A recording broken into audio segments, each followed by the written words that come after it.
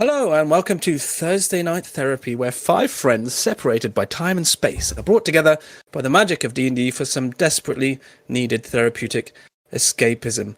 First off, I just want to say sorry for our absence last week. We had some technical difficulties, I'll say, and we had to cancel at very short notice. But we're back this week, but we do have a little break coming up.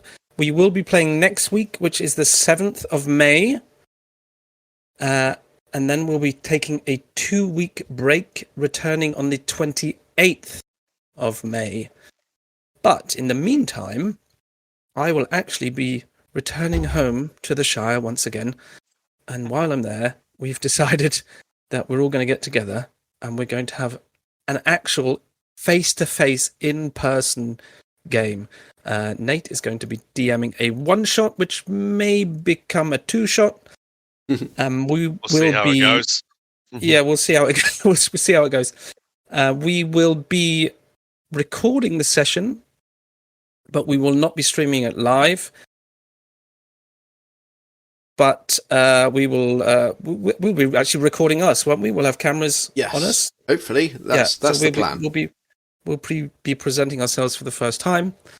And I assume we'll need a few extra days to do the editing. Yeah. But we should have that up at some point within the break, I assume. Correct me if I'm wrong, Nadz? That's about right. Yeah. It's about as general as it needs to be right now. Great. We may have some slightly more accurate information for you next week. But in the meantime, as always, you can find us on all of the socials. Links are below. And thanks to Troy, you can now find us on. You can now find us as a podcast, just about everywhere where you can listen to a podcast. And I believe all our episodes are available. Is that right, Troy? Correct. And as soon as they go live on the YouTubes, they will shortly be up on the podcasts after. Excellent. So come check us out there. I know myself, it's much nicer if I'm in my car. I can listen on Spotify, for example, and not waste the battery on my phone on YouTube. So I think that was everything. Correct me if I'm wrong. I think that's it, mate. Good. We're all good. Let's get started and see where the winds take us this week.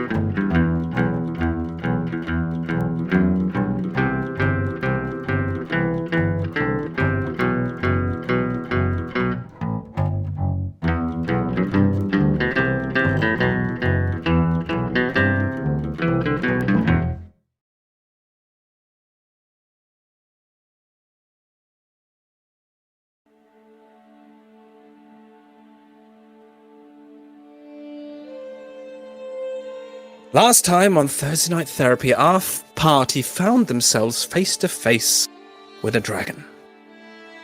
It roared and the cavern shook and battle commenced. Torrin's zombies moved forward, simultaneously creating a distraction and a barrier behind which our party could maneuver. The meat shield initially worked quite well, but as the dragon began slashing and biting, it became clear they would not stand for long. Our heroes attacked with full force, throwing spells, Lani advancing with his maul, and Des maneuvering to flank with his fists. And Devvie, spotting an interesting arrow dropped by Dark Wolf, followed his intuition and picked it up, aimed and fired and missed, the arrow hitting the far wall of the cavern. Nevertheless, the battle seemed to be moving in our party's favour until the dragon opened its mouth and began spewing an acidic, flesh-melting spray. In desperation, Des jumped onto its back to administer some punches from behind, and it was at this moment that a second dragon joined the fray. Like its sibling, it produced a jet from its gullet that left Lani virtually skinless and unconscious. Luckily, Devvie was able to move in from the side and with a well-placed rapier between the ribs, managed to fell the first dragon. Now focusing on the second, Torrin threw her patented lightning bolts. Devvie and Sandara were able to heal Lani, who immediately rose to his feet and began thwacking at the dragon's side with his maul. Devvie, with the retrieved magic arrow again in his hand, fired a second time, unfortunately missing once more. But with the arrow landing directly beside him, Des picked it up and jammed it down between the dragon's eyes. A thunderous surge of energy thrashing through its convulsing body until it eventually fell to the ground, lifeless. Giddy with victory, our party gathered the small horde within the cavern, and with the two heads of the dragons, they made their way back to town. They stopped off at the Hunter's Lodge to return their horses and cart, and told their story. And by the time they actually entered the town itself, their story had already begun to spread. Small crowds of townsfolk began to gather and wonder at these heroes, with not one, but two dragons' heads. Egged on by Desi, who announced their participation at the upcoming event in the arena. As he stood addressing the crowd, he heard a whistle from below. He looked down upon the docks and the large galleon they had spotted the day before, and there on the deck, waving, was Pegsworthy. And that's where we'll pick up this week. Yes.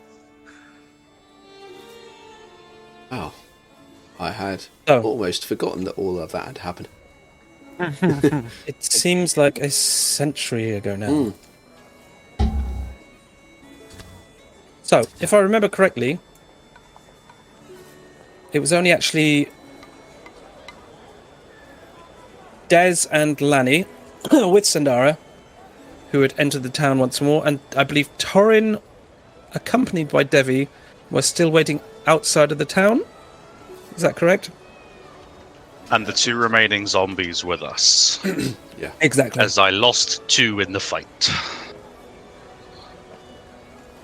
Exactly. So, Des, as I said, you had stood up on this, what was basically the top of one of the staircases. Yep. Addressed the crowd. I think you just told them that you would be appearing in the arena.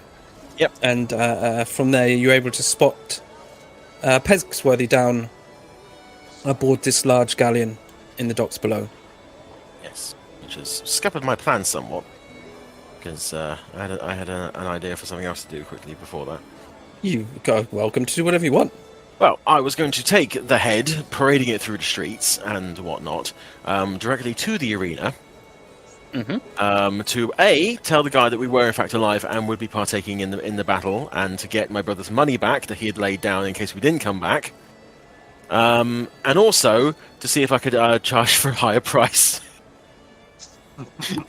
now that we are borderline celebrities, or we will be very, very soon. Known as the fools who jumped into the pit with a venom troll and died. Yeah. So, did you actually want to do that then? Yes. Do you still wish to do that? Yeah. Okay. So then I assume you give like a nod and a wave to Pegsworthy? Yep. I'll probably say, "Oh, right, Sandara, love, would you go over and speak to Pegsworthy for a bit, and I'll be back soonish." Lani, do you want to come with me? I mean, don't forget, the way I imagined you're coming into the town, you're still very much up high, so he is a good 4 or 5 stories down below you. Was that clear? Yeah. It is now. Yes. Yeah. Good. Actually, if I just bring up the map, and then it'll be a little bit. Oh yeah, that'd be really, really good idea, wouldn't it, to actually go into Roll20? Oh yeah, I've just noticed Dumbass. one of our players are missing. I was doing it. I was just like, The imagination of the mind. yeah, you know, classic D&D. Yeah, I Troy's really doing should- Theatre of the Mind today. Yes. I still think I should probably add these town maps as an actual page in Roll20, right? That's your choice. I mean, if you want to, I was quite happy with the handouts, but if you want actual pages, you can do that. Well, I just thought I could bring you there when we're talking about it, but I mean, of course, you're all free to just bring it up every time we are talking about moving through the town. Yeah. I could do both, I suppose. No reason not to. Because I can't even ping on the map, you know what I mean? Right, yeah, I see what you mean. Yeah. I can't do anything like that. Yeah. So. That's where the numbers come in, though. Yeah, so, I mean, you'd be around 18. 18, yeah. Because you've just come in, and you'll be basically at the other side of this large bridge, ready to cross over, and there, looking down, you would have seen Pegsworthy. 18 is actually the Dockmaster's office. So. Okay. So yeah, if you ask Sandara to, she will say, "Of course, Desi," and she will start making her way down these wooden steps and gangways down to the docks to speak to Pegsworthy. And as I said, if that's what you want to do, you are free to head over the bridge towards the arena. Yeah, we will make our way to the arena, and we will make as much noise as humanly and Goliathly possible whilst doing so, parading the head through the streets, being just playing it up as you know, just being playing it up. Okay, as I said, there's already a small crowd had already almost started to build almost before you'd even reached the town. And now, as you're moving through, you're kind of picking up more as you go, so that by the time you actually start to move closer to the arena, you have now a small crowd of people trailing behind you. There's also kids are running out. They've never seen anything like this before. And I mean, most adults haven't seen anything like this. But you can see the kids especially are fascinated seeing the head of this creature. They're coming closer to get a better look at it. You see people coming out of shops and bars. Could I ask for just a general performance check from both of you, just to see how you handle the situation?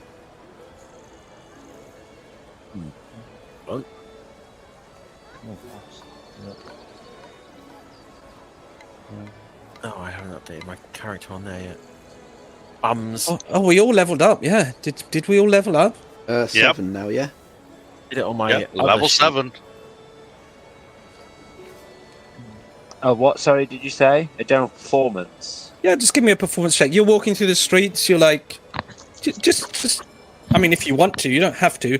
But Desi, I think I want one from you, because as you said, you're kind of playing with the crowd a little bit. You're trying to egg them on and amp it up. So yeah, I just want a performance check just to see how well you... Well, What? a natural 1 from the captain. Lanny's actually just moping a bit, kind of just dragging this head. They've gotten a bit heavy after the move all the way down, but come on, guys, let's get where we need to go. All right, Captain. Come on, we've got a crowd here. We've got to play with them. That's a 14 from me, DM. Thank you very much. And that was a 2 from you, Captain Skullcrusher. So yeah, Des, I assume you're more at the front. Are you carrying both of them, Lanny? I think I was originally, but I think Troy just said that Des would have taken one of them, or was going to, well, if he could. Yes. So Des, you're doing your best to amp up the crowd, and you feel like you're doing a good job, and then you turn around and you see Lanny. The skull is no longer being held up above his head. It's actually just being held in one hand, kind of dragged behind him. He looks a bit tired. Right. Perhaps. You know how we were talking about the whole intimidating people thing, right? That you need to learn, yeah? Well, this is the flip side. This is you've got to get the crowd going and get them on your side and be like, yeah, come on, get it, do the thing, yeah? Well, yeah, I suppose, but I don't know. After that fight, I felt good that we defeated the dragon, but at the same time, I don't know. I like to let you all down a bit. Oh no, mate! No, it was a group effort. Everyone put something in, right? We all have our skills. Your skill was to go in and beat the crap out of it, and then we came in and picked the pieces off. If you weren't there, Lanny, we would have all been dead. All right, I can guarantee you that.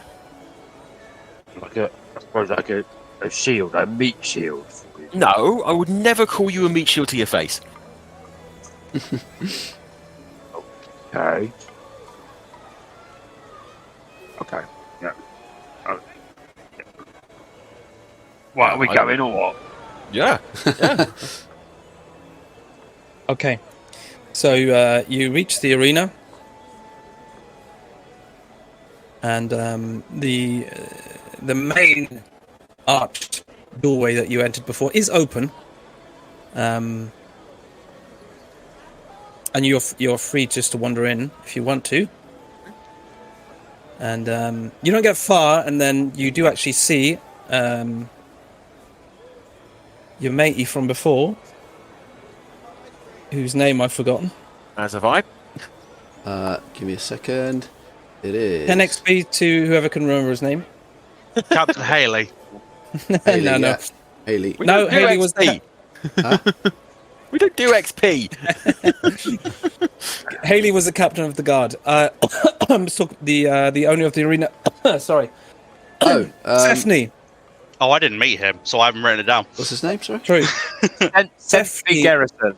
Senfi Oh, Garrison. Senfi. Senfi Garrison. Yep. Senfi Garrison. Yep. So I will stroll in with the head held high, and the Goliath trailing behind me, and the crowd of people coming in behind. Oi! As you enter, you enter this like tunnel which leads to the main arena, and it kind of becomes dark, and you can see him slightly silhouetted from the light behind, coming from the arena, and you can see him stood there with another man. He's holding up like a piece of paper. After a second, your eyes adjust, and you realise it seems to be some sort of advertisement poster, and he's obviously just inspecting it to see if it's in order.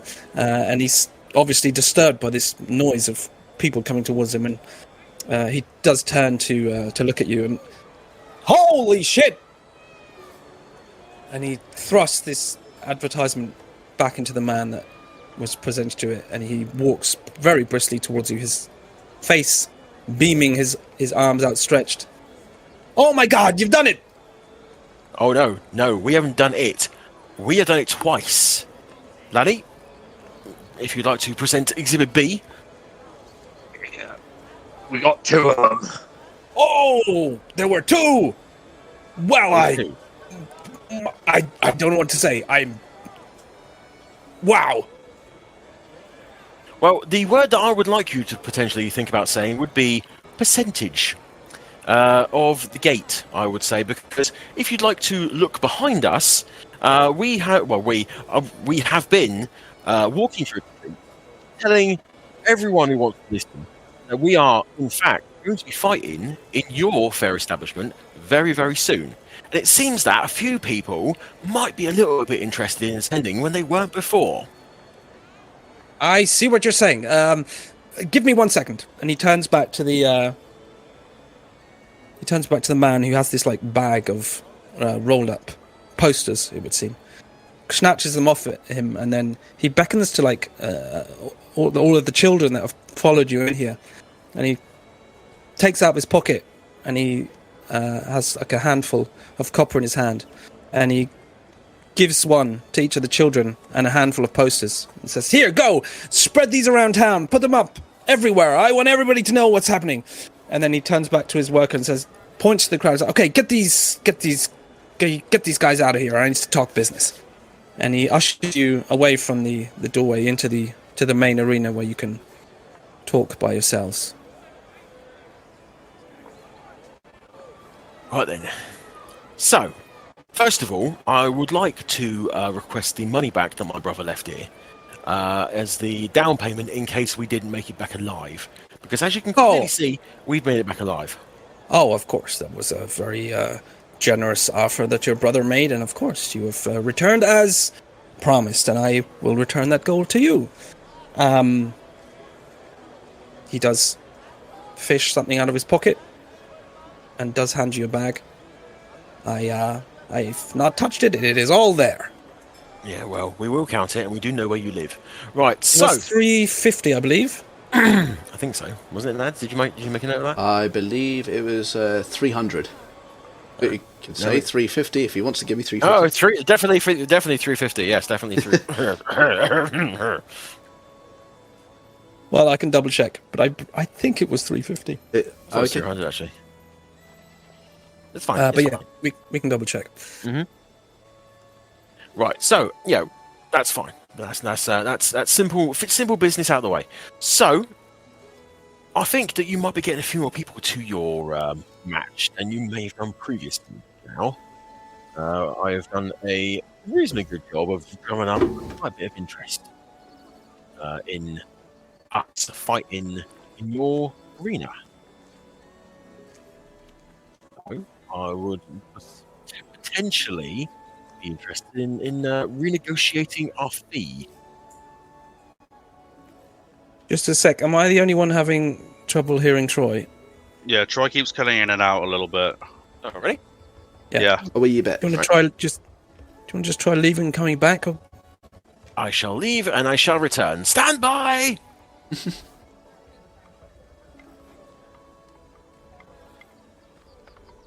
Is the music cutting out as well?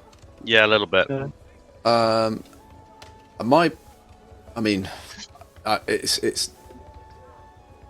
Right. not that. Discord may be having a bit of an issue. It's not that big really? of a deal. I am up to 30 milliseconds. Usually I'm at about 19 to 22. I'm on 38 for my ping. Yeah. So 150. Wow. Wow. Okay, looks like something's going on. We shall We shall pursue. power through. That might be why Powerful. Bubba Bot was having problems connecting earlier. Possibly. That could be why Bubba Bot was. Yeah. Okay. So, as you were saying, would you just like to repeat the last? I've already forgotten what I said now. Right, so me and my compatriot here have been walking through this fair city, brandishing our trophies and saying that we will be fighting at your fair establishment in the very, very near future, which I imagine what those posters were saying. So, that being the case, I think that our stock might be slightly higher than it was when we were last here. So, we might like to renegotiate our fee. Well, I can only agree with you. I think you've done an excellent job. I assumed we were going to have a great show with a lot of people, but you've come back. You've got two of the bloody things. The crowd is already hyped. I can only agree with you. So let me think. What did we actually agree on? I cannot remember. And you actually now see him grinning at you. He leans in slightly. He's like, right. Didn't even actually agree. You were so eager to get in here and fight and make some money. You didn't even bother to ask what you were gonna make. That's Now, sounds about right, actually. Yeah. It's right. Now, I considered maybe shortchanging you a little. I mean, I'm not gonna lie. You've done a great job, and I think this is gonna be the show of the year. So, how about a very fair 2,000 gold? 2,000 gold. What do you reckon, Lanny? Oh, and I'll make this very clear. You get 2,000 whether you win or lose. Yeah, interesting. Of course, if we lose, we might be dead. Well, it's a unlikely but possible outcome. I'll be honest, but that's the chance you take, I guess. All right. What do you reckon, Lanny? I reckon he's going to make a little bit more off us for this deal. So, Really? Oh, please! I said that's very fair, and what I told you the other day, I'm gonna be happy if I just break zero here. I paid a lot of money for this bloody trawl, and it's been costing me money just to keep it here. I've had it for months and months and months, just using up resources. As I said, I'll be happy to break even. I'm Insight check. okay. 19. 19.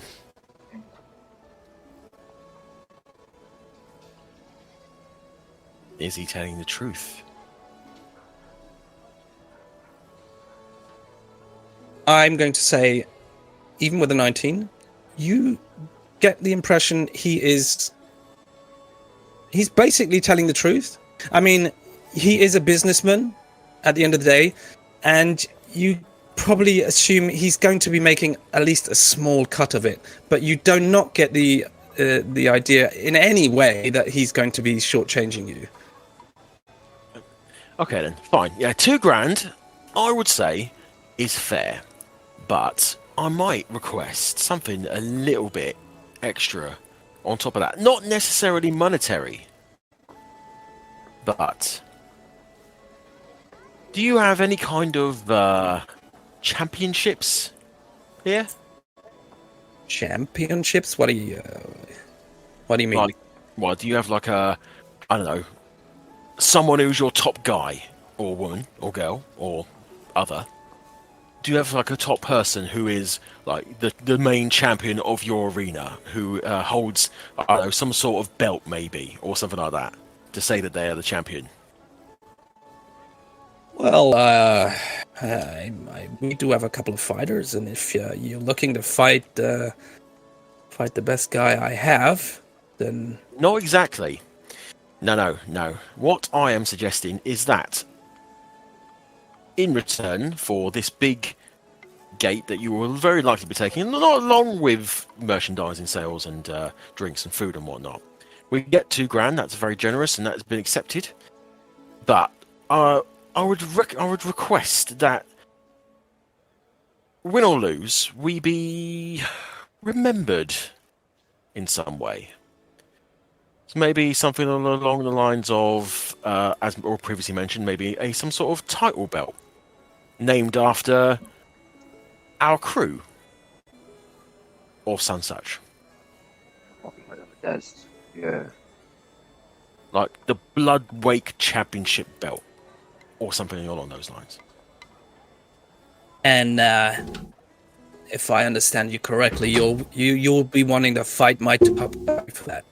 I mean, I don't necessarily want to hold the title. In fact, I would welcome someone else who resides here, because unfortunately, as much as I do love this city, I don't believe we'll be staying much longer after we've conducted our business here. So maybe you have your two top guys fight, and then the winner gets this belt with our names on it, and then you just have something to remember us by. I must admit, I do kind of like the idea, like a reigning champion, as it were, right? Exactly, yes. People can fight and vie for the honor of holding the championship. Yeah, it's not a bad idea. We might have to work on the name a little bit, but I think we can definitely do something in that direction. Yeah, I mean, it sounds interesting. And obviously, if we come back past this way again, might be interested in taking part. And if we do happen to win the belt, I'll bequeath it to somebody else. I wouldn't want to take it away from here. Take it around with the Shackles or anything like that. Of course, you expand your empire a little bit, of course. Can you just repeat that, Troy? What was the last thing you said? So I wouldn't want to actually take the belt with me, as I went out around the Shackles. That is unless, of course, you wanted to expand your empire a bit. Well, let's take things a step at a time, right? I like the idea, but let's just get this fight over and done with. Assuming you kill the Venom Troll, and then we can set up a championship, and we'll see what the future brings us, right? Yeah. But I'm more than happy to do business with you. Excellent. Right then. In that case, Mr. Garrison, can I make one request? Oh, of course. Well, what can I do? It's nothing like Des is, but if we do beat this troll of yours that you're so eager to get rid of because it's causing trouble for you, then my request would be that you treat me and my crew to a slap-up meal. Oh, of course. That's the least I can do. I'm giving you such a good show. I'll take you all out at dinner. If you put on a good show. You'll have which that. I assume you will. Yeah, definitely have that. Excellent. There's a nice place in town. They do excellent roast meats. It would be my pleasure. Then I believe it's a deal, Mr. Garrison. Great. So, was there anything else? I got a lot of stuff to prepare for the fight. Yeah, no, I'm pretty sure that is everything. So it's tomorrow night, right? Or is it tonight? I believe it's the day after. I'm not 100% sure. I believe it's the day after. 2 days. Yeah. Right. Yeah. In that case, we had this discussion. On Monday, you said in 3 days, and you left Monday night, and you've basically returned the next day. So it's actually Tuesday night now. So you have like nearly 48 hours. Enough time to heal our wounds. get spells back and whatnot, claim bounties and all that. Right then. In that case, very good to do business with you. I'll hold up my hand to shake. He'll hold up his. We'll shake. It is a deal. Mm-hmm. And we will see you in 2 days. Great, don't be late. Get here on time. Oh, bloody Get hell. yourself prepared. I'll have a room made up for you. Excellent. Right, we look forward to it. Until then. See you later. See you, sir. And he gives you almost like a salute as you leave. Fingers to the forehead and, kind of thing. Yeah. And then you see him rushing off into another corner of the arena. Excellent. Is our crowd still there? As you walk back through the tunnel, the main, there's like these two big double doors which have been closed, but the arena worker there helps you exit. The crowd has dispersed somewhat, but there are a number of people just kind of mingling about outside. Yeah, you do still have the two skulls with you. Yeah, so yeah, I'd say at least half the crowd are still there, just in the general vicinity. Okay. So I'll address them quickly. People, lovely people, thank you for waiting for us. I would like to confirm that we will be fighting at this very arena in 2 days' time, where we will be taking on a creature. Have I seen the poster yet, DM? You haven't seen it, no. Okay, so I don't know whether it actually says what we're fighting or not. No, you haven't seen it. Alright then. Well, we will be fighting here against a creature most terrible and foul. Be sure to get your tickets early before they sell out. And with that, we bid you farewell. There's it's just like a general cheer and murmur, and they all look very interested. And you see like heated discussion between them all about. Basically, you get the feel from the crowd that they're just talking about wanting to go now. And some of them leave, some of them kind of hang around. And if as you go to leave, some of them will still just kind of follow. And you get like the odd random question, like, where did you find it? And how was it hard to kill? And stuff like that. We found it inside a dragon. And yes, it was quite difficult to kill. So, where are you heading from there? Back to ship, Okay. I think. Yeah, because I imagine we'll all go together to get the bounty. So you're heading back to the ship. Okay. So while this is going on, I guess Torrin and Devvie are sat up behind a bush somewhere. Yeah, we are out of town. We are not coming in until it's probably got a little darker and there'll be less people milling around.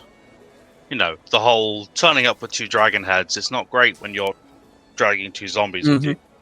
Yep. The only problem is it's going to be like an hour or two until it gets dark. I'm okay with that. Okay. So you're just going to hang around and wait for the an opportune moment? I'm gonna wait till it gets dark. And I suppose while we're out here, it's probably sort of what 5 p.m. or so, something along those lines. Yeah. Just to be safe, I'm going to reassert control over the 2 dead that I do have. Okay. Just so that I've got them properly looked after.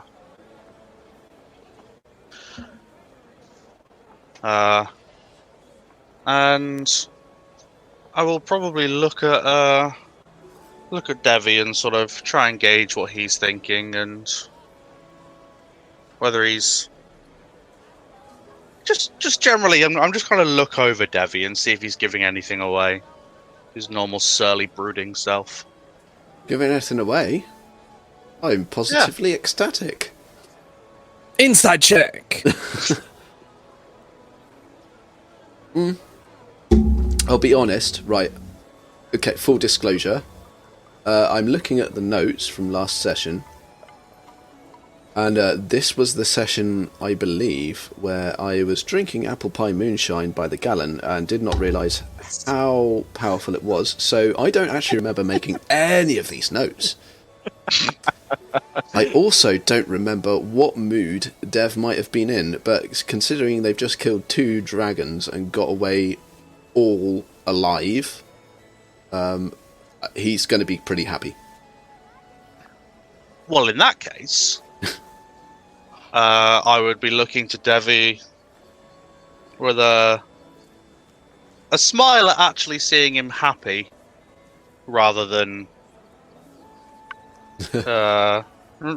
usual. Yeah, it's I think it's less of a like happiness because he doesn't kind of get happy, but it's more of a this house is cleansed. It's more of a it's more Good satisfaction. Lord. I think he's like got all of his stress and his tension is all out because he put it all into stabbing dragons. So he is calm and relaxed. Yes. So, enjoyed that then? I don't know. It was not very often my adrenaline gets pumping like that. It's that was a nice little workout. I liked that. It was very, very enjoyable. I mean, apart from obviously Lani almost copping it, couldn't let that happen, could I? Yeah, good quick thinking on that one. I don't know what this. I mean, word travels fast, you know. People, you hear stories about all sorts of people, and the fact that my brother and I both got the old the killing blows. I don't know. I reckon we could probably help some rumours along about the Dragon Slayer twins or something. You know, I like a bit of theatrics, but I don't know. It won't do our reputation any mischief, will it? Well, you were talking about a pseudonym.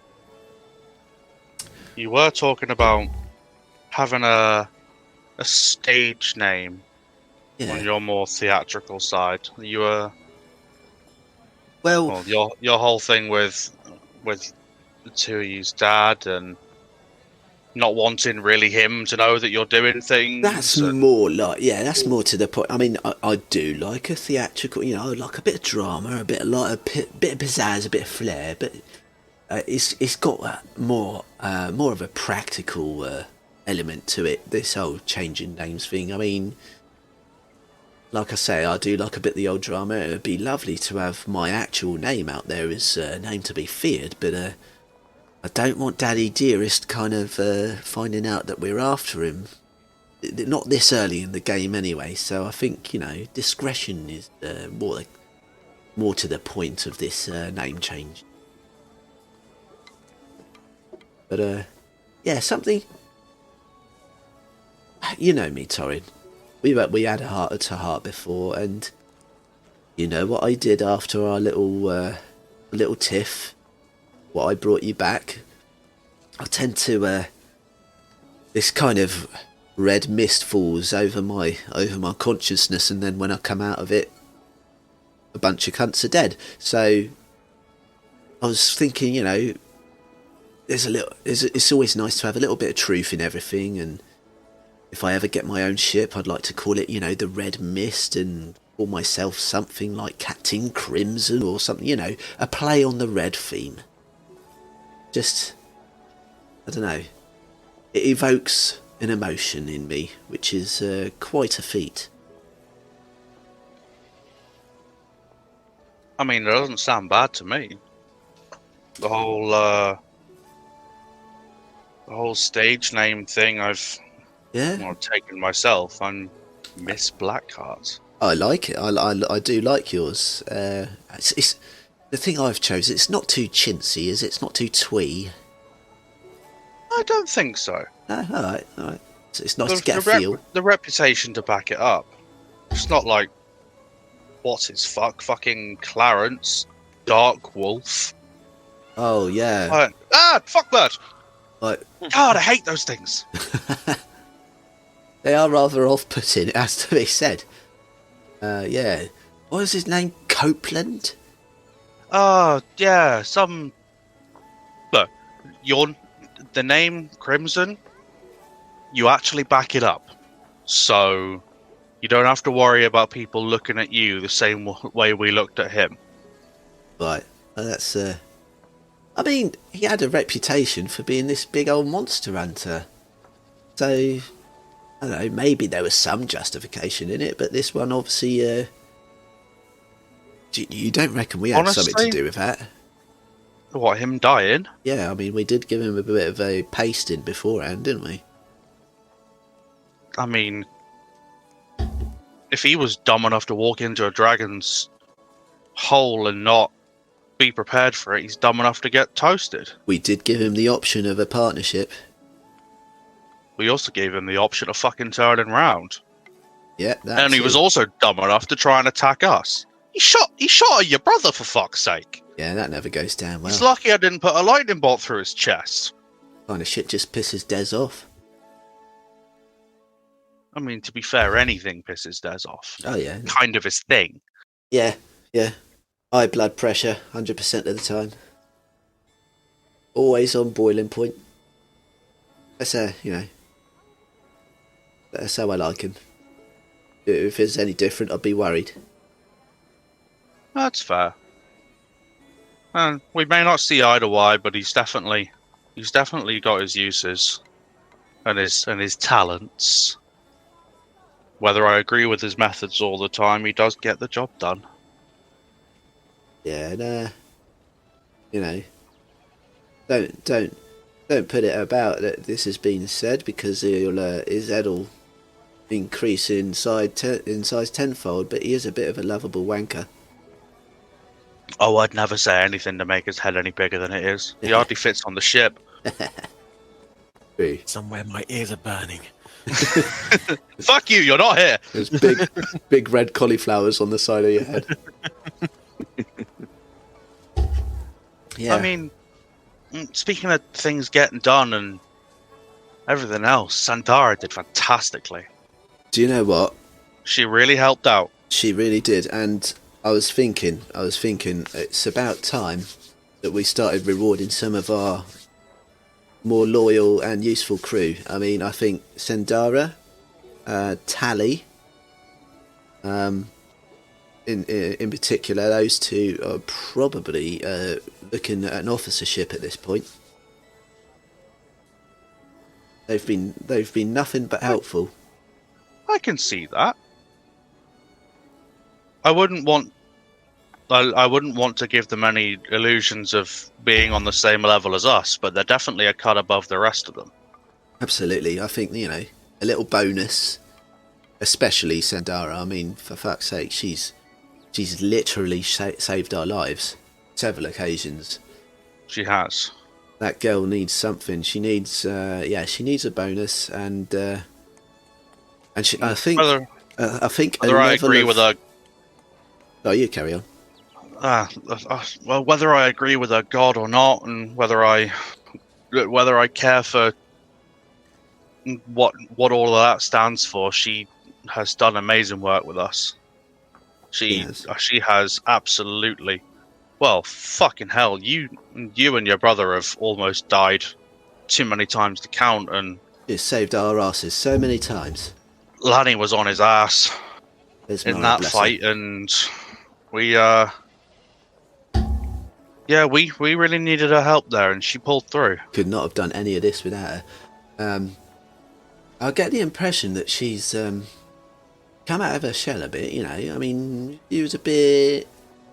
I mean, we all were. We were all a bit, you know, wet behind the ears, so to speak, when we first boarded that vessel. But, you know, she's come a long way. And I get the feeling that she... I get the feeling that she does want something more. I get the feeling that... Yeah. She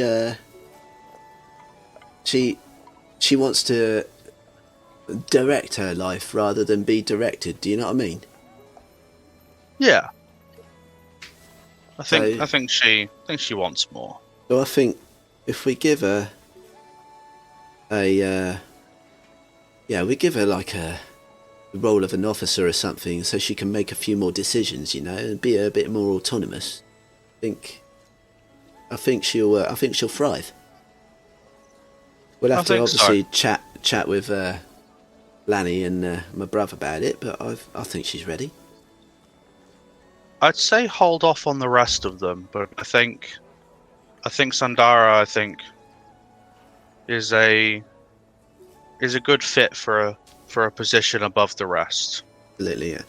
And I mean, whether or not if it's an officer position, but Tally at least should be named like Chief Navigator or something, because he's got us.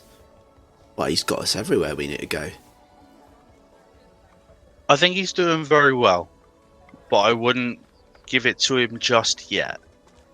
I don't know. It's not that I don't trust him, but I want him to prove himself just that bit more. You know. Fair enough.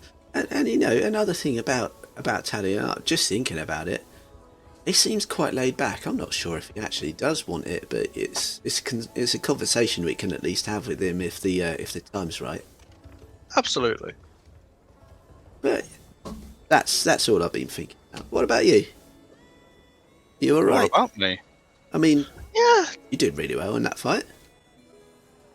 Yeah, I'm all right.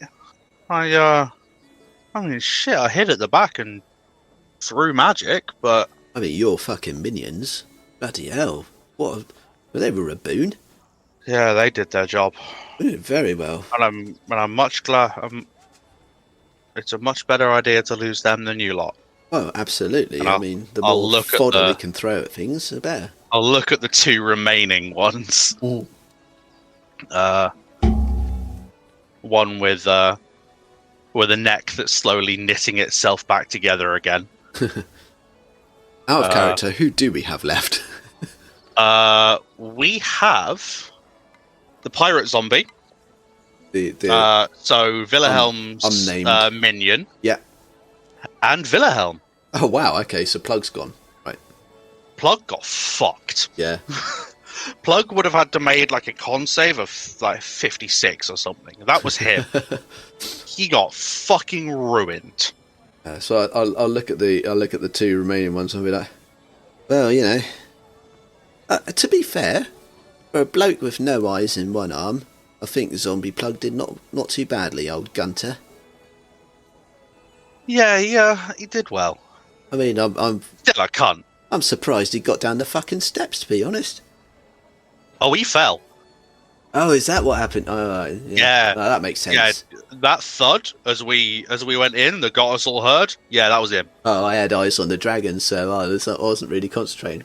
Oh, yeah, I mean, Yeah, that makes sense. he face planted off the fucking steps. It was glorious. Good. Wanker. Yeah, I mean, look over at Wilhelm, whose neck is knitting itself back together. Like, I mean, this prick that we picked up has done all right, and whoever the fuck this lackey was, they're my two I got left. But they've kept up, and yeah, the armor that I've got for them, the two chainmail pelts that I've got, pelts, the two chainmail bits of armor that I've got next to me. Yeah. It's like I picked up the bits that could be used from the other two, so I'm all set for another two. I was about to say if, but when I get another two, because I need to do it. It's if we lose them, we got to replace them. Absolutely, I understand. And like you say, I mean, it's better to have them in a fight on our side than not. I mean, the more the merrier, really. So, yeah, you carry on. We might have a problem with them soon, though. Oh, what is that? Well, the longer we have them on the ship, the more people are gonna talk. Yeah, well, I think it's... I've been thinking about this as well, and I think it's best that we nip it in the bud. And just say, look, they're here, they're under control, don't like it, you can leave. But they're fucking helpful. But what happens if we do that and then they go straight to others? Like, if I did it tonight and say, look, I got these fucks on board with us, what's stopping them going straight to the guards of the town and them coming to get me? If I am correct, I not always am. I'm not always correct. But if I'm correct, if they are on our ship, they are under our jurisdiction, so to speak. They're not technically in the town. Do you know what I mean? Like the captain, his ship, that is like his own little independent state. Now, see, that would work if we weren't in a city of pirates who don't normally give a shit about laws. Our whole job is taking what ain't ours. Yeah. I don't think a little bit of maritime law set down by some other fuck somewhere else is really going to matter to them when they realise that there's a couple of undead in their town. If they have a problem with it, we can tell them we'll get rid of them. Obviously we won't, we'll just fucking hide them somewhere or something. A little rock out in the sea, remember where it is, go and pick them up. I think in this place, it's better to be a little bit humble.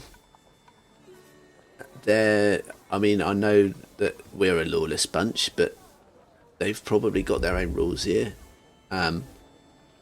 Abide by them. If they don't want them here, we'll sail them out, drop them off somewhere, and come back.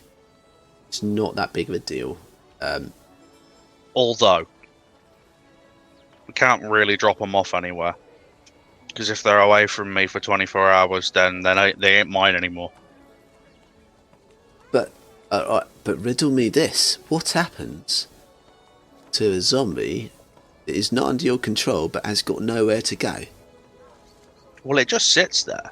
There you go. We just have to remember we got them, go back, get control of them before you get to the island. So, cast your spells or whatever when we're in a boat offshore. Yeah, that doesn't work. No? I've got to be next to them. Alright. I mean, that does complicate Look, issues. magic's really fucking complicated. Well, And this particular style of magic is... It's not accepted by most people, which is why I'm worried about it. Like, that's okay. People will talk and people will say things. If we're at sea and we tell people that we've got them, people are more likely to stay on the ship and work around them until they can prove themselves, rather than telling them while we're in port and they'll immediately fucking run. We could just chain them up in the hold. chain them up, and then they can't harm anyone. I mean, I know that they're not going to harm anyone because they're under your control, but everyone else who's a little bit suspicious about this kind of thing, they'll see the chains and they won't worry. I mean, yes. That is a way to do it. I think we should just be straight with the crew, because I think we owe them that much. But say, look, it's under control. If you don't like them, we will just chain them up. Don't have to deal with them. They'll be down in the bilges. Forget about them. They're chained up. Don't worry about it. See what they say. And we always said, if anyone doesn't want to be on the ship, they are free to walk away. It just means we have to recruit more. We've already got a fucking problem with that, though. I know. But, it takes all sorts to make the world go around, and I reckon there's a few people that have got a little bit of the old educational curiosity where the undead's concerned. So I don't think we'll have as much of a problem as you think we do. If we make it sound, it's all about marketing, Torrin. It's all about marketing. See, if we make it sound like we're a bunch of badasses with some fucking zombies under control, and we're like, yeah, this is how we fucking do shit. This is how we kick ass. We literally control undead creatures. Then people are going to be like, fuck yeah, I want to get in on some of that action. We might attract the more gung-ho sort, but everyone's got their thing. What do you reckon? Yeah. The problem is, if you advertise to the wrong person, and then they go blabbing, I'm in the same position where guards might come and cart me away.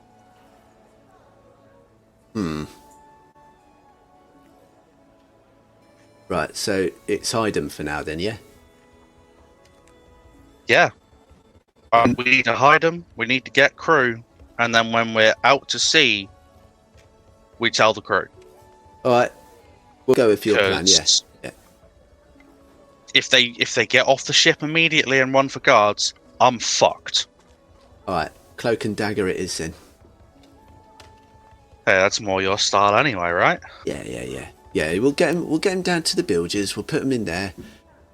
Just for precaution, well, not as a precaution, because I know you got them under control, but just for everybody else's peace of mind, just chain them up, Torrin. Just chain them up down there. I can just keep them in the quarters for now and have them chained until we tell people. Yeah, you want to chain them up in there? Because if I keep going down to the bilges, as an officer, people are going to get suspicious. Alright then. Yeah, alright then. Keep him in your quarters. God, this shit's fucking complicated. Yeah, I mean, you haven't half made a rod for our own fucking back here, Torrin. I'm not going to lie, it is a bit fucking awkward, but I'm as curious as the next bloke, so I'm willing to see it through. I mean, I have my reasons. I haven't told you my reasons, but I have them. I trusted all along that you had a fucking good reason, because nobody would go through this amount of fucking ball ache for nothing. So if they weren't worth something, I'd blow them up right here. I know you would. I'd put a lightning bolt through each of their chests and fucking leave them. Because you're a type of person that don't take any bullshit and don't suffer fools. And I know that if you didn't need something, you'd get rid of it. And that's what I've been trusting in all this time. So you don't have to convince me, Torrin. I'm on your side. And I'm curious as to where this is going. And I know that in your own time, you will reveal what needs to be revealed. But until then, keep them fucking hidden, alright? I will. Let's do that then. I appreciate it. Devvie, I do. But I've got something to show you real quick. Yeah. I've been working on something a little more useful. It's not much of a visual thing, actually, thinking about it now, but I've got this new spell that I want to try out. On me? No. Well, I could do. It's. I look at him. It's not one of those spells. All right. Trust me. Okay. It's one that lets me talk to people wherever they are. I'll like as she says that, my eyebrows go up, and I subtly point a finger at her, and in my mind I go, Like this? and I cast message.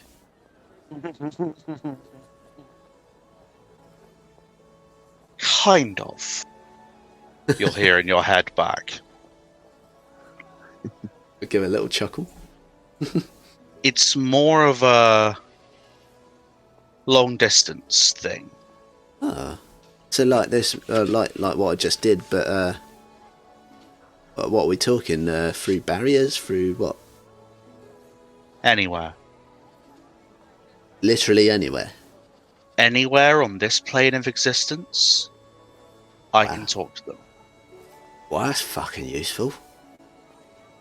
And sometimes to others. Other planes? Yeah. Fuck it hell. That's got so It's- many uses, I can't even count them. Oh, it does. But keep it quiet, Right. because it's a difficult one to do, and I can't do it very much.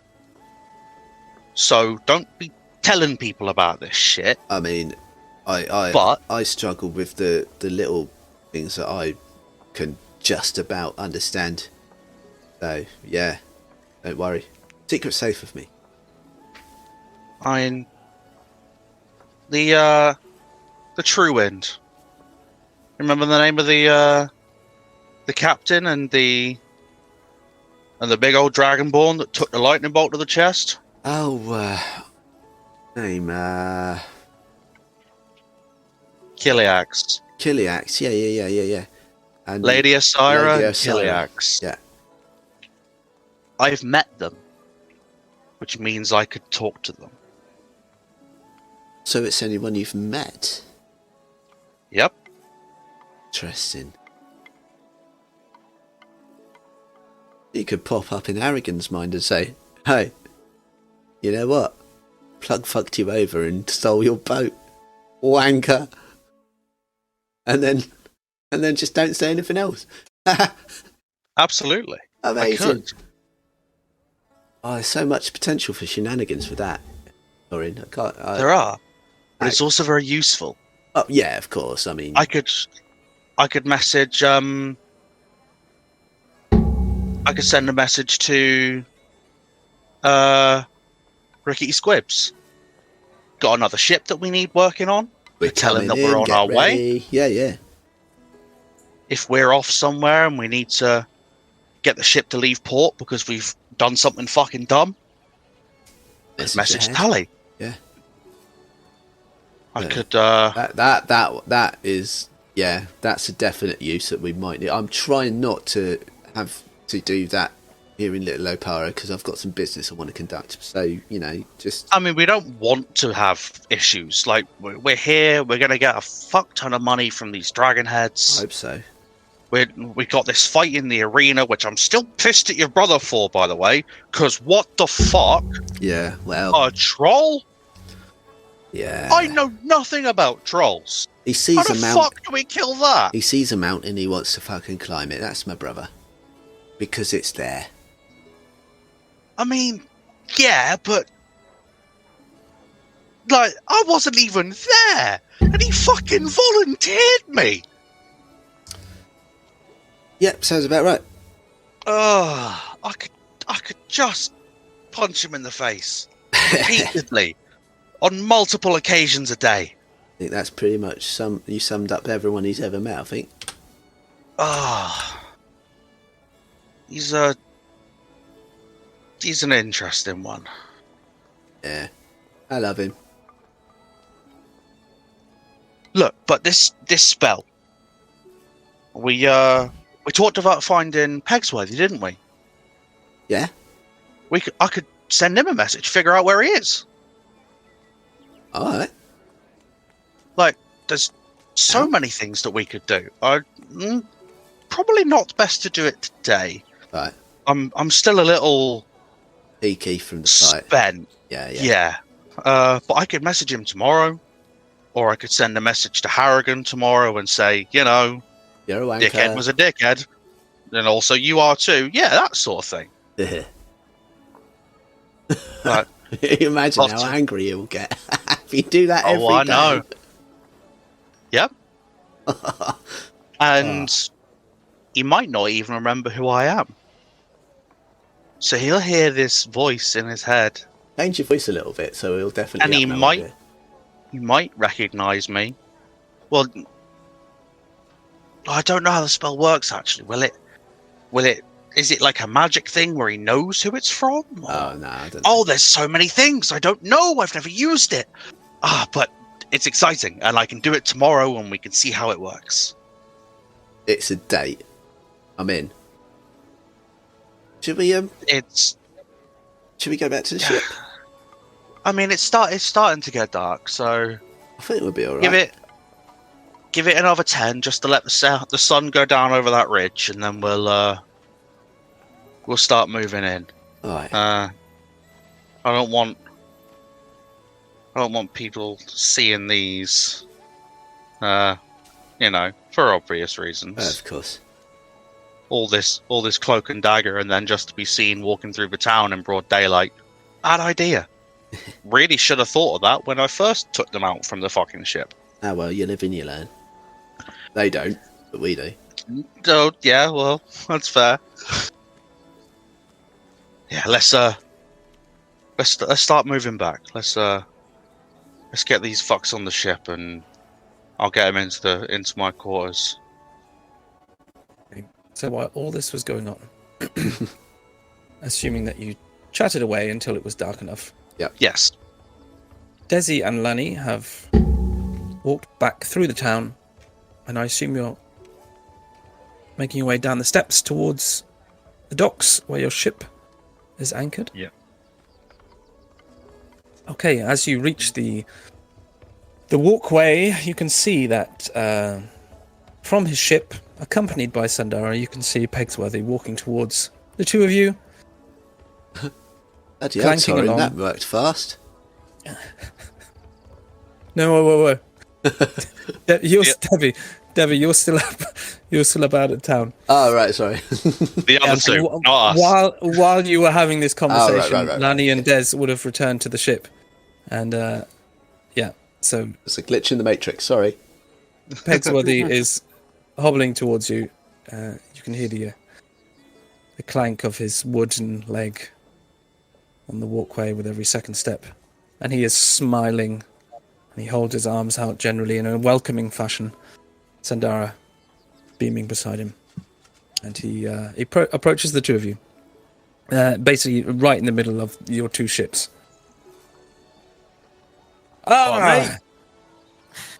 Desi and Lani, great to see you. I didn't know you were here.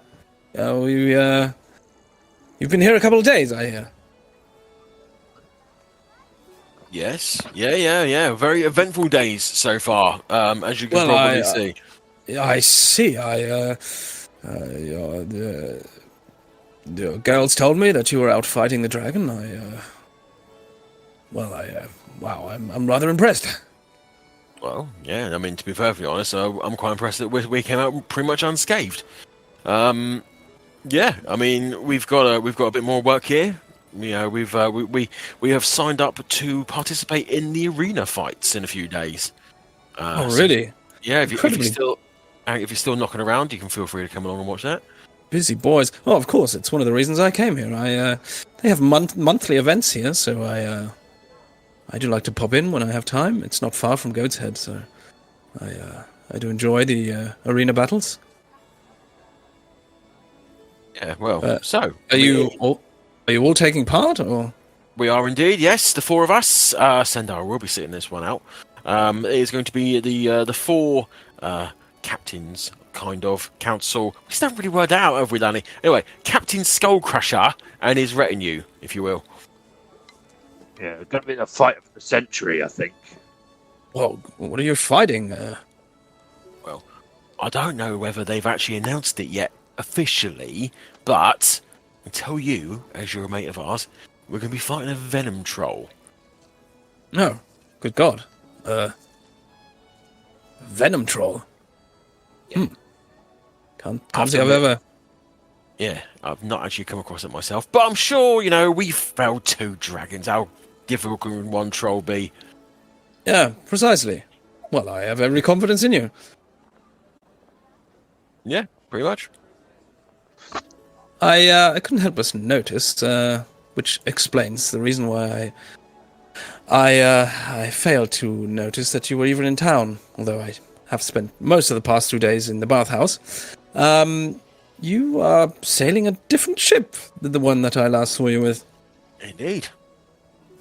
The other was not to your liking after all? Well, it was fine. It was fine. Nothing against it at all. But we felt that something a bit nippier might be better, considering that the method of business that we were looking to enter, if you get my meaning. Mm-hmm. Yeah, we were. Yeah, so just a bit faster is all we're after. Yeah. It's a very sleek-looking ship, very maneuverable. Yeah, our small crew couldn't quite manage the big one. We got by, but it wasn't effective. Yeah, fair enough. Makes sense. I've gone in a slightly different direction, it would seem, and he turns back and shows you his ship. And you would have seen this at Rickety Swib's, this large Chilaxian galleon, which has now been completely refitted. So, as was with the Sea Breeze, it's the same sort of shape that it was before, but like all the decorations and the finishings have been replaced, so that it doesn't really resemble the ship it once was at all. Oh, very, very nice. Yeah, we've discussed moving up to something that big at some point, but potentially, but not whilst we've got a crew this size. But it's still fun on our feet, if you understand what I mean.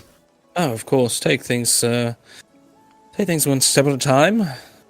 No need to rush. And, what have you called this one now? Oh, it's called the Pinion. The Pinion. Very swanky. Thank you. Yeah, well, I mean, it has been a pleasure, as always, to see you. However, we have to get these back on board. Of course. I mean, I can see you've had quite a fight behind you. Yeah, please. I think we need to head to the guards office and claim our reward. I think. Yep, that's one of the things. Discuss that. Of course, I wouldn't like to hold you up any longer, but please just do me a favour.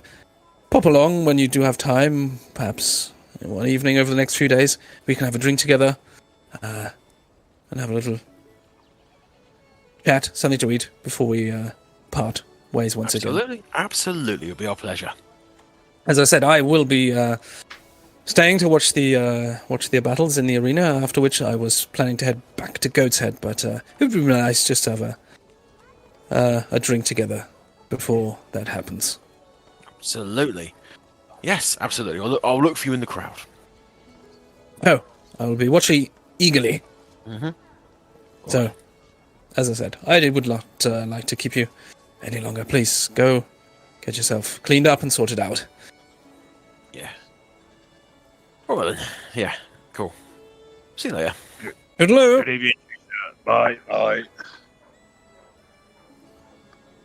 So, you walk back to your ship, Mm-hmm.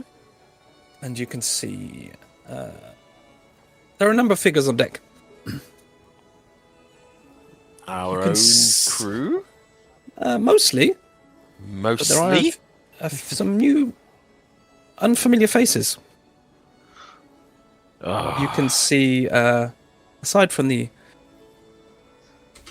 usual faces, Mm-hmm. you can see Rosie is actually playing her fiddle. She stood up on one of the barrels and stood beside her, basically reaching the same height. You can see a half-orc and he's also playing an instrument which looks very similar to what Amika was playing in the tavern back in Goat's Head. And they seem to be playing some sort of duet together, entertaining the crew that are sat and stood watching on deck. But amongst those crew, you see 3 young men, all stood next to each other, and they're sat on the rail, sipping at a drink and watching this small performance. Right. So we're going to walk up the gangplank, heads in tow, and stop and look around. Has anyone noticed us? They do not notice initially, as they are all engrossed in this musical performance. And then most of them actually have their kind of backs turned to you. But the first one to actually spot you would be Rosie, who immediately just stops playing as she sees you. She smiles. The half-orc who was playing with it also slightly put off that she's just suddenly stopped in the middle of their performance. He also stops, and Rosie jumps off of the barrel, her foot and her peg leg slam on the deck. It's like, "Oh, you've come back!" And she hobbles towards you. As I step onto the deck, I will shout, "Captain on deck!" At which point, everyone kind of stands up. These new young men all jump to their feet. One of them actually puts up his hand in like a salute for a sec and then raises it again, drops it again, like he's not sure what he's supposed to be doing. As he steps onto the deck, he just chucks the 2 dragons' heads just onto the top of the deck. Yeah. As it thuds and slides slightly, basically the whole crew now just look at it, their mouths open in wonder. Whoa! There's some whispers and small comments going between them all. And Rosie says, "Oh, you bloody killed the dragons! There were 2 of them? There were 2 of them. Yeah. Bloody hell! The twins can take the prize, as it were. They were the ones that got the killing blows on them. Where are the others? Is everyone all right?" Yes, yes. Sandara's gone off with Pegsworthy. Oh, was I she? think. Did she? No, actually, she would have come with you. I don't know why I asked where she was. She is with you. But Torrin and... Oh, sorry, Lady Blackheart. They're all right. They will be along shortly. They are dealing with business elsewhere. Right, everyone is present and accounted for. It's all good. So, what do we have here? And she looks slightly confused for a second, and then she turns around. "Oh, right, yeah, I got some new crew. I found some guys. Found them in the tavern last night. They're gonna join us." Are they now? And she walks you over. "Yeah, look, come here." And how are they reacting to the 2 dragon heads on the deck? As I said, they're all just kind of... just a look of surprise and amazement. I mean, a dragon is a relatively rare thing. Most people have never seen a dragon. And even though these aren't... there wasn't a full-grown dragon, they're still decent size. And just to see something like that up close is something quite unusual indeed. And so their reactions would be appropriate for that. She gestures for you to come and see these 3 young men. The first of which is a relatively tall, slender-looking man. Oh, I say man, he's probably late 20s at most. The one next to him is of similar build, but like a head smaller.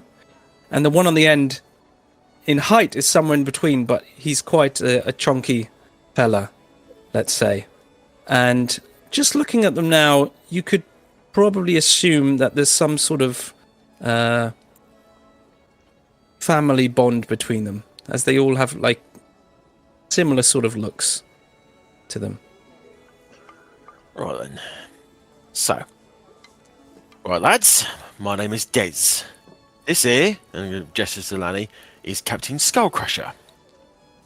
The tallest and the, if only slightly oldest looking of them all, says, "Hello, Captain. Hello. My name is Crow. This is my brother Franca, and this is my other brother Dutch. We met Rosie in the tavern last night, and she said you were looking for crew, so we thought we'd come and join you." Indeed we did. So, lads, what's your last name? Oh, Fisker. Fisker. Right, so we have the Brothers Fisker. So, Brothers Fisker, have you ever any experience on a boat before? Oh, we've all been on boats since we were boys. Yeah, Right. we know our way around a ship like the back of our hand. Good, that's good. So, much experience with combat? Well, not as much, but we're all good with a knife. Yeah. Right. And out of interest, are you particularly adverse to being chased down by, I don't know, fishmen or giant squid, ghostly apparitions, other people, Dragon. pirates, dragons, anything like that? You know, any aversions to any kind of that kind of stuff?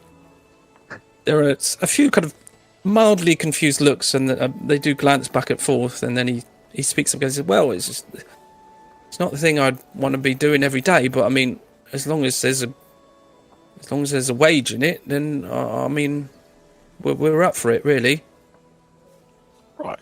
Well, yes. Now, obviously, occupational hazard is that there is a possibility that there is at some point you may be eaten by a shark. But then again, you kind of risk that whenever you go out on the sea, don't you?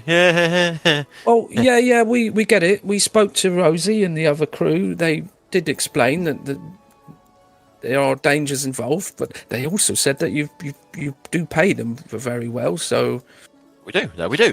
And because we pay well, we do expect the best. Do not, Captain. Yeah, very much so. We don't want him taking those stragglers that No. will just weigh us down, and we'll have to waste our time and energy throwing them overboard. That's right. We don't want to be throwing anyone overboard, do we, lads? no. No. Look, I know what you're getting at. I know you're pirates, and we would be expected to be pirates. And look, I'm going to be honest with you, right? Up till now, we've been fishermen, right? But our dads, we've been through a rough patch. Basically, his business has gone down a sinker, and we're basically all out of a job. So, we're all looking for some money, basically. But as I said, we're all good with a knife. We've all been gutting fish since we were old enough to hold a blade, and what we lack in martial prowess, we more than make up for with our skills and knowledge as sailors and seamen. Yes. Well, it is. The final decision is up to Captain Skullcrusher. However, 2 members of our council have yet to arrive. They will have to give you a good looking over before we make any decisions. Understood? Oh, all right. Well, yeah, fair enough. Yeah. Right. There is promise, I think. There's But, promise. Yes. Bit of raw clay to mould into something serviceable. Yeah. We'll have a think on it. Yeah. All right. Well, I mean, just- yeah, there is a possibility we may have to have 2 of you kill the other one to see whether you can. That kind of thing. his mouth opened slightly. I know, no, I'm joking. Don't worry about it. Oh, right. Yeah. Yeah. Yeah. If necessary, I'll just kill you myself. It's fine. Oh. I don't laugh that time. Okay. Such a dick. I love it. Okay. Right. Well, You guys are free to wander the deck as necessary. Do not enter any cabins or go down below decks until we have given you the all clear. Thank you very much. Oh, yeah, all right, cool. But we can just hang around till you decide, right? That's right. Yes, I've yet to decide whether you are worth committing your names to memory yet, but we'll see. All right. We'll be right here, I guess. Yes, you will. Right. All right. Rosie, who is your musical friend here? Oh, right. I met this guy in the tavern last night. He is a really good musician. We had a really good evening playing together. But it turns out he's got a bit of experience adventuring as well. So I thought he might be a good fit. Right. And is he also aware of what we will be doing whilst out on the ice seas? Oh, yeah. I did tell him all about it. He's up for it, like. Right. Then I'll walk over to him. Yeah, at this point, you've now reached him. As I said, you can see a half-orc man, male. Let me just grab his... He is of average height for a half-orc. Fairly sturdy built, but not overtly muscular. And he has almost, if anything, a slightly longer face than what you would usually expect for a half-orc. His hair is black and pulled back behind his pointed and pierced ears, and is cut off just above the shoulders. He is wearing some sort of splint mail. And as I said, he was carrying this instrument, which was basically the same thing as a Maiko had. But he does smile warmly as you approach. And he says, "Hi there." And he puts his hand out to greet you. I'll look at it, look back up, saying, "Right, what's your name, mate?"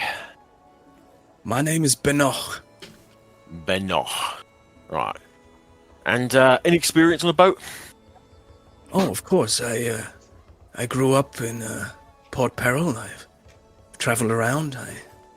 I've worked on ships before." Yes, that's good. That is one part of it. Any experience with the pirate inside?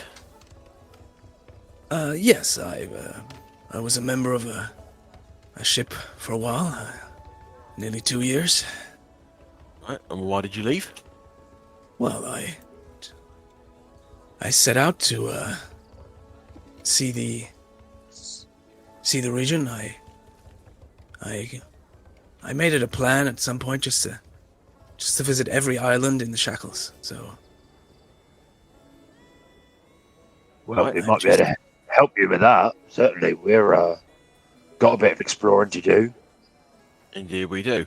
Now, that sounds to me like there's a distinct possibility that you might join us and then fuck off again at some point. Well, I'm not eager to leave at the moment, but I did assume this wasn't a position for the rest of my life. Well, I mean, depends how badly you do, doesn't it? Right, so, That's very true. Have you ever stabbed a person in the stomach and watched the light go out in their eyes? Well, I don't think it was the stomach, but yes, I have pierced skin with my blade. Right, okay, well, that was wishy-washy at best, fine. Okay, right, I mean, as with the brothers, whatever the fuck their name was over there, we will wait for the rest of our crew to arrive before we pass judgment on you, but, I don't know, you seem alright, and Rosie likes you, which is always a bonus. Right, yeah, as with them, don't go below deck, don't go in any cabins, and feel free to wait around. Oh, of course, I shall stay right here. Is it okay if I provide some entertainment while we wait? You can fiddle with yourself all day long, mate, I don't mind. Thank you very much. I shall do so. I do enjoy a good fiddle. No, we all. Right, Captain, you look like shit, if you don't mind me saying so. I generally feel like shit, if I'm honest. Right. Yeah, I would suggest that we probably put these heads somewhere, and you go and put your head on a pillow. Or not, your choice. Obviously, we can wait for Torrin and brother to turn up. That's entirely up to you. But I think rest should be on your cards at some point in the very near future. Then we'll make the call as long as everyone's happy, and then, yeah. some sleep time would certainly be beneficial. Yes. Right then. With that, I'll just kind of go around the crew and mingle and chat. Okay. So, it will be getting dark by this point. So, Devvie and Torrin, I'm happy for you to sneak and make your way back through the town. There are now only 2 zombies, Yeah. There are. and they are completely hooded and covered. They and are there's only indeed. 2, and there's 2 of you. Are you carrying a boar? No. Okay. I thought we had it. Did we bring it home? Didn't we drop the ball off at the Rangers? Yeah. hut? Hunter's Lodge. It's up there. It is up there. I'm just... If you wanted to bring one with you, you might manage it. I've got 2 things of chainmail to carry, so Can't they carry that? they could. You can instruct your charges to carry shit. They could carry the extra chainmail from their fallen brothers. I could. I mean, no, you're stronger than me. You should probably carry the ball. I will carry a boar. I will sling it over a one. shoulder. Small one. And as we're walking, I'll just say to Dev, keep your eye out, mate. I don't want people being too interested in my boys. Not a problem.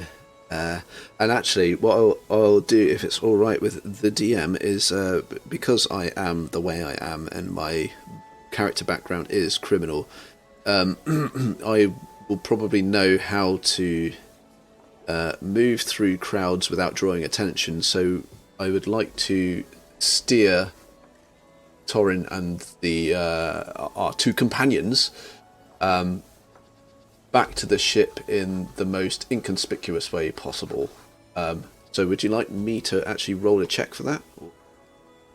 You want them to be inconspicuous, or you want to all I'm be basically inconspicuous? I'm going to kind of like just tell Torrin to make them walk in a certain way, like walk under that building there, or walk through this alley here and stuff, and just kind of navigate them as I would myself through the city if I didn't want to be noticed, kind of thing. Okay. And are you leading them? Are you taking part in this kind of... it's not like... it's mildly stealthy. Yeah. Or would you be, like, instructing them while you kind of, like... I'll be instructing them and just watching what they do and kind of, like, micromanaging their movements kind of thing as they're going. Okay.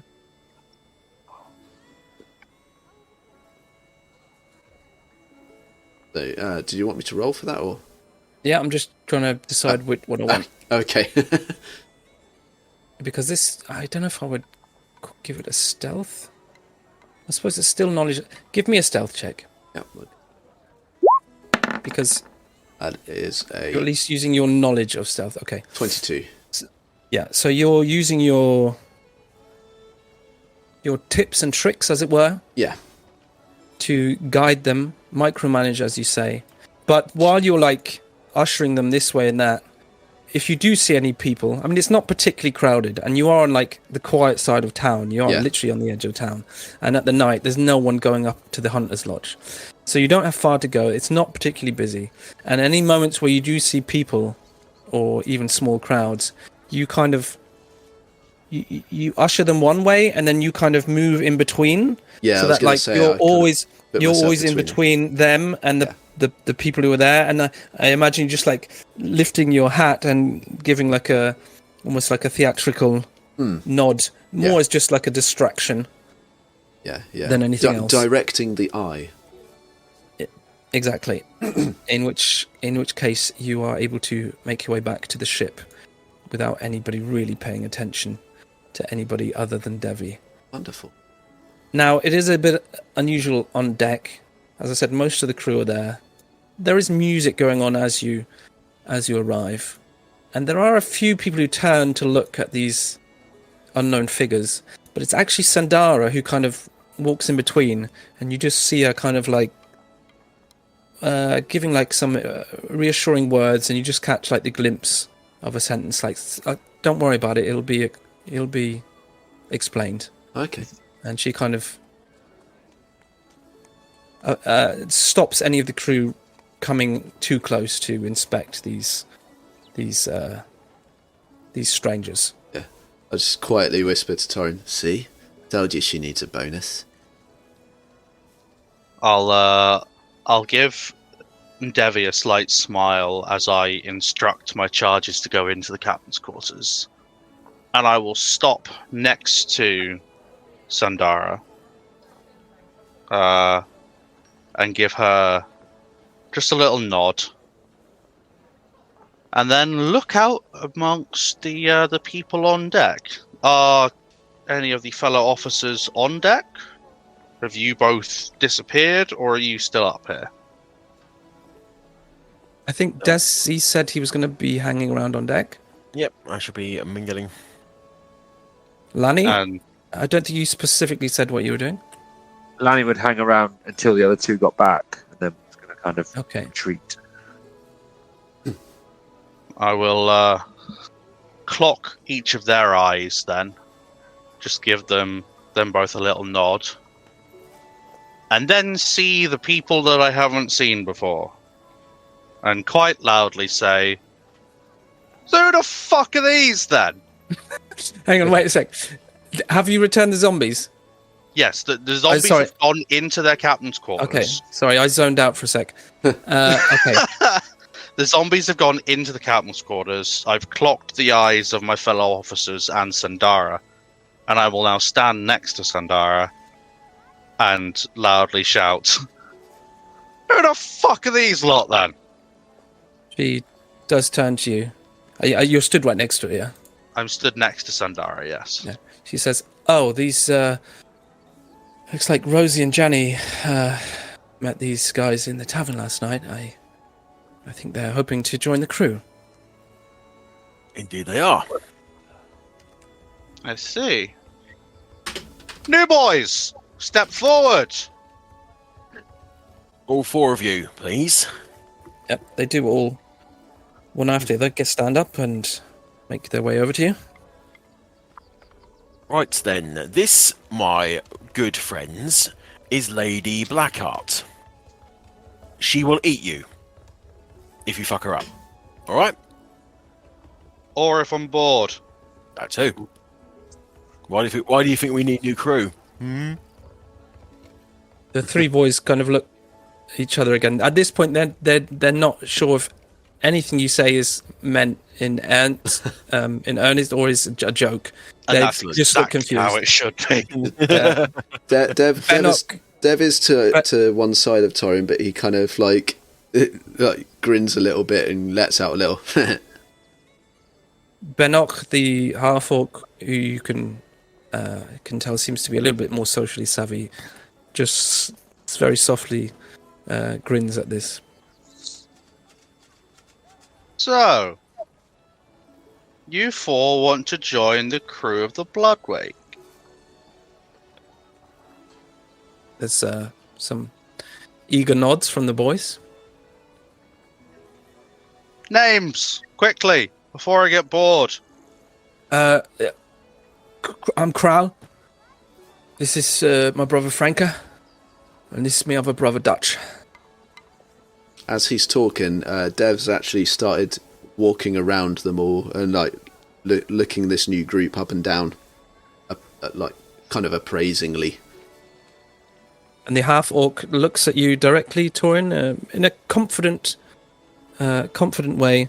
He then bows his head, he raises his hand, and bows slightly towards you.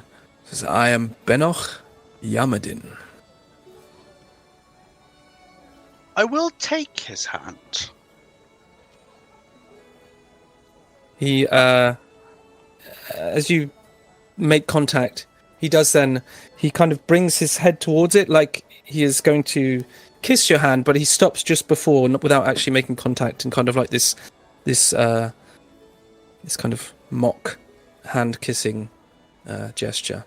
Ah, he has some survival instincts apparently. There's manners on this one.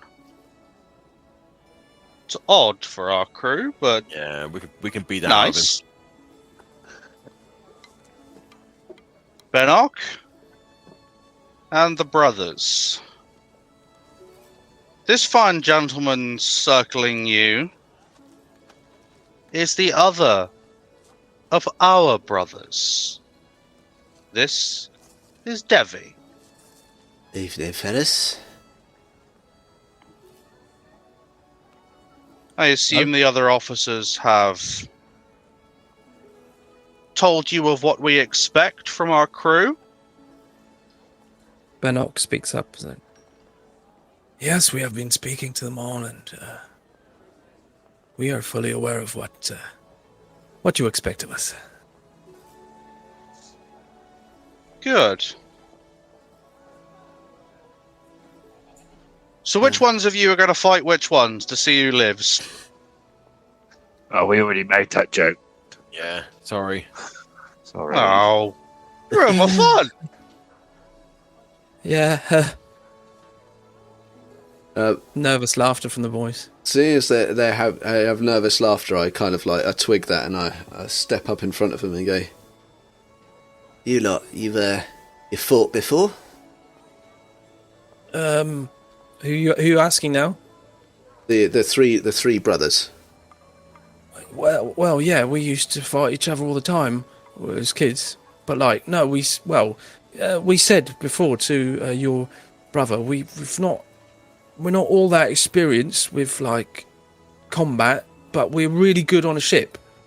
We've been sailing since we were old enough to be on a ship, really. I mean, that's all very good. That's very good experience. When you are crewed on the Bloodwake, every person aboard is expected to do their part in a fight. You up for that? Yeah. They've told us what is expected. I mean, we'll be pirates, so we did assume, and we're all totally prepared and up for it. All right, good. Any weapons that you're particularly au fait with? Oh, we're all really good with a knife. Oh, My eyebrows go up at that. Say, I turn around to everyone, surround these three. So, could everybody take a couple of steps back, please? Just a second. And you three, just put a pace between yourselves. Let me have a good look at you. It's confused looks again, but they do just take a step away from each other. I understand that's what you wanted. Right, now take out your knives. They all do actually have knives with them, which they take out. Yes. Yeah. Right. Good. Show me If your they ready. didn't, I'd be very upset. Yeah. Show me your ready stance. Ready for fighting? Yeah. Okay. So they all kind of widen their feet a little bit, bent knees slightly, one foot slightly forwards, one foot slightly back. How competent do they actually look? that's what I've just. Or do they just look dumb? Well, it's hard to, just from the way they stand, it's hard to guess. Yeah. But What Dev will do is he'll walk around them. He'll look at their stance. He'll grab one. He'll grab from behind. He'll grab one by the shoulders and kick his back foot out a little way and say, "Right, put more weight there. That's it. Right now, that arm's too stiff. Yeah." And I'll move to the next one and pat his arm down a bit and make him bend at the elbow a bit more. A bit right. Yeah, that's good. And Fisker, is it? Yeah, you look pretty solid, mate. I mean, yeah, you got good beginnings. And I'll circle back around to the front of them and go, "All right, at ease, fellas, yeah." And I'll turn to everyone else and go, "Yeah, I think I could work with these boys. Not so bad. Benok, what's your weapon of choice, son?" he does gesture to his side, and slung slightly hidden behind his back is some sort of sabred blade or sword. It's not quite a cutlass, but it's something similar. It is a curved sword, at least.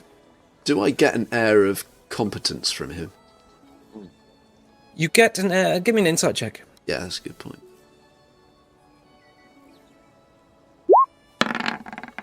So 10. I'm going to say you can't read competence, but you get an air at least of confidence. Okay. He doesn't seem phased by this situation at all. I will take note of that, because that is a good quality to have. And I won't ask him to do his ready stance. He seems like the whole charade would be beneath him. So I'll just note the weapon, give him a nod, and go, very well. I'll then to my brother and Torrin, and I'll say, I mean, you know, these three are rough around the edges, but I think I can bring them up to speed. Let's see, shall we? Right, I'm going to step forward now. So, right, put the rib ticklers away, please, boys.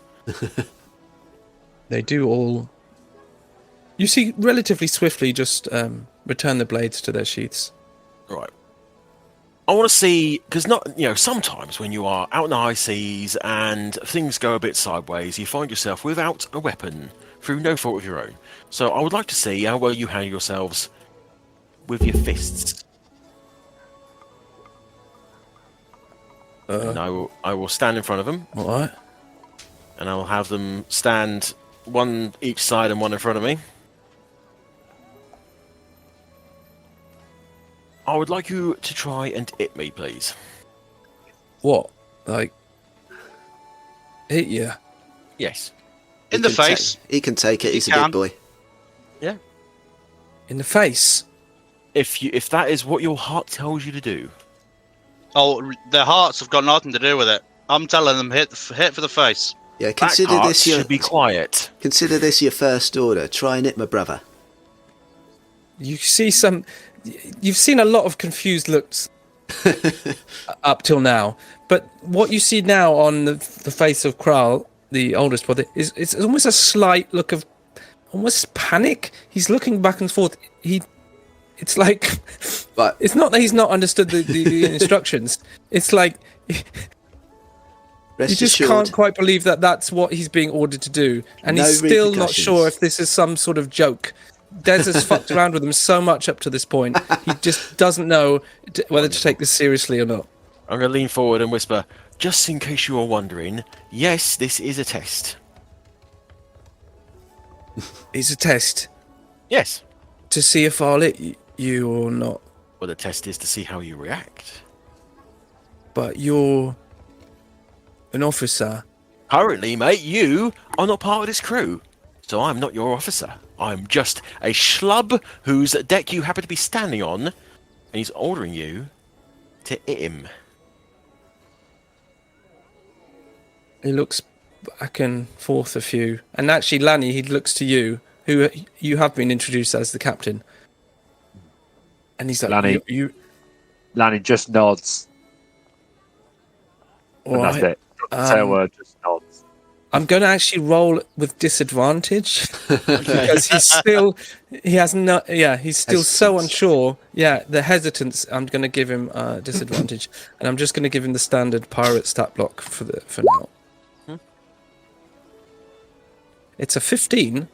15 misses. So he does swing.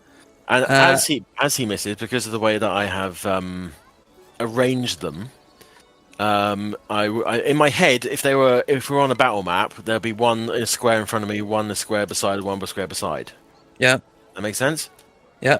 Right, so as he misses, I'm going to burn a key point, and I'm going to make him hit his brother I knew it. with Tipsy Sway. Tipsy Sway, motherfucker. I love it. Okay, can you read to me how that works? It literally says, burn a key point. As a reaction, if missed in melee, attacker instead hits another art that I see within 5 feet. Okay, so he automatically hits him.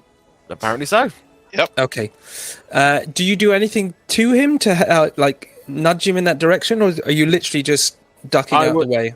I would duck sideways and literally just gently, with a feather-light touch with the back of my hand, move his fist that was coming towards me to the side to then punch his brother in the side of the head. Okay. So you do this.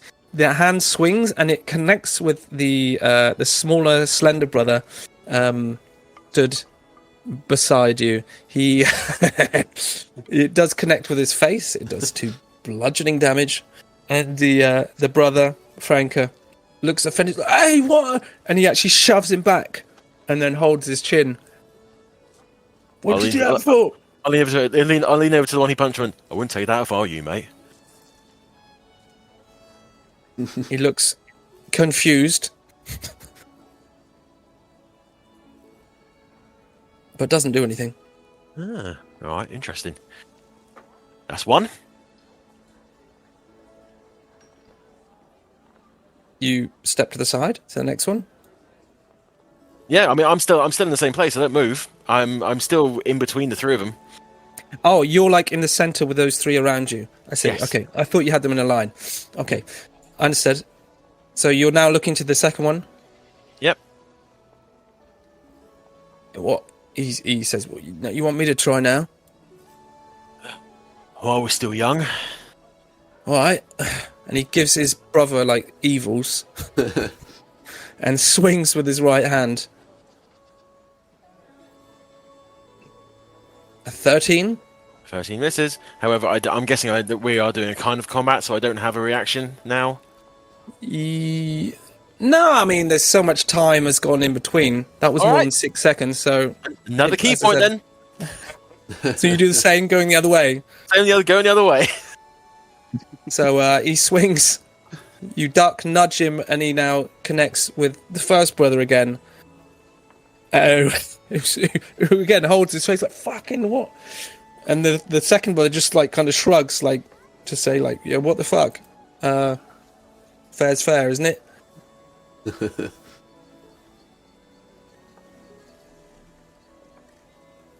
And the third? We turn to him. Now this guy's a big chonky fella. Oh, He's pretty far out. he's quite rotund, I'd say. And now you see him like looking at deep in your eyes. You see him like licking his lips slightly, and like rocking and rolling his shoulders.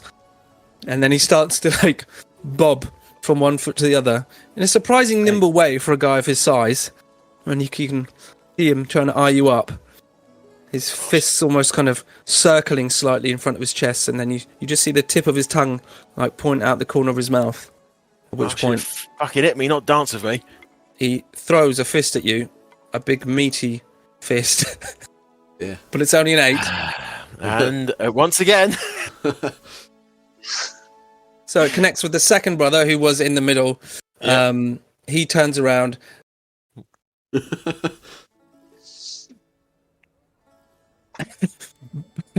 He turns around, punches the fat one in the face again, who then retaliates. Misses, but they then kind of start grappling with each other.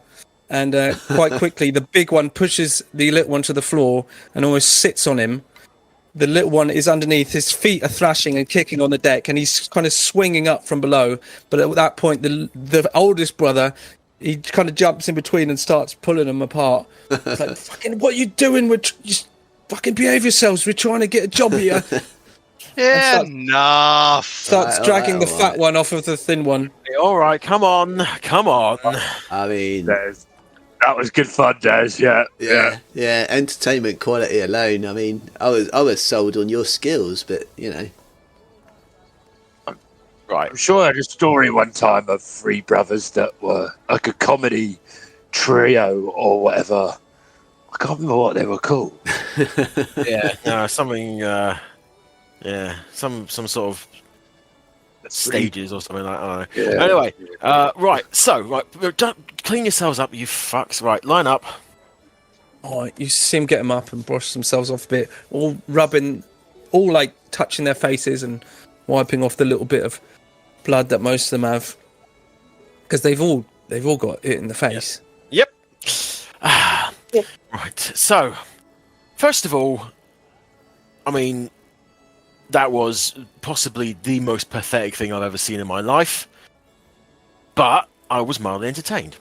And you all actually took a swing, which I do appreciate, because it does mean that you can follow orders. Right? As far as that goes, you passed. as far as form goes, I have seen better from dead bodies. And I mean that literally. So, I am happy to bring you on, and I'm happy to do a bit of training with you to try and get you to bring you up to some sort of fucking standard. So, if we are voting, I vote yes for these three, and yes for the big fucker over there who keeps laughing at everything. I mean, my vote's with all four of them as well. Aye. Can I ask what the half-orc was doing throughout this little test?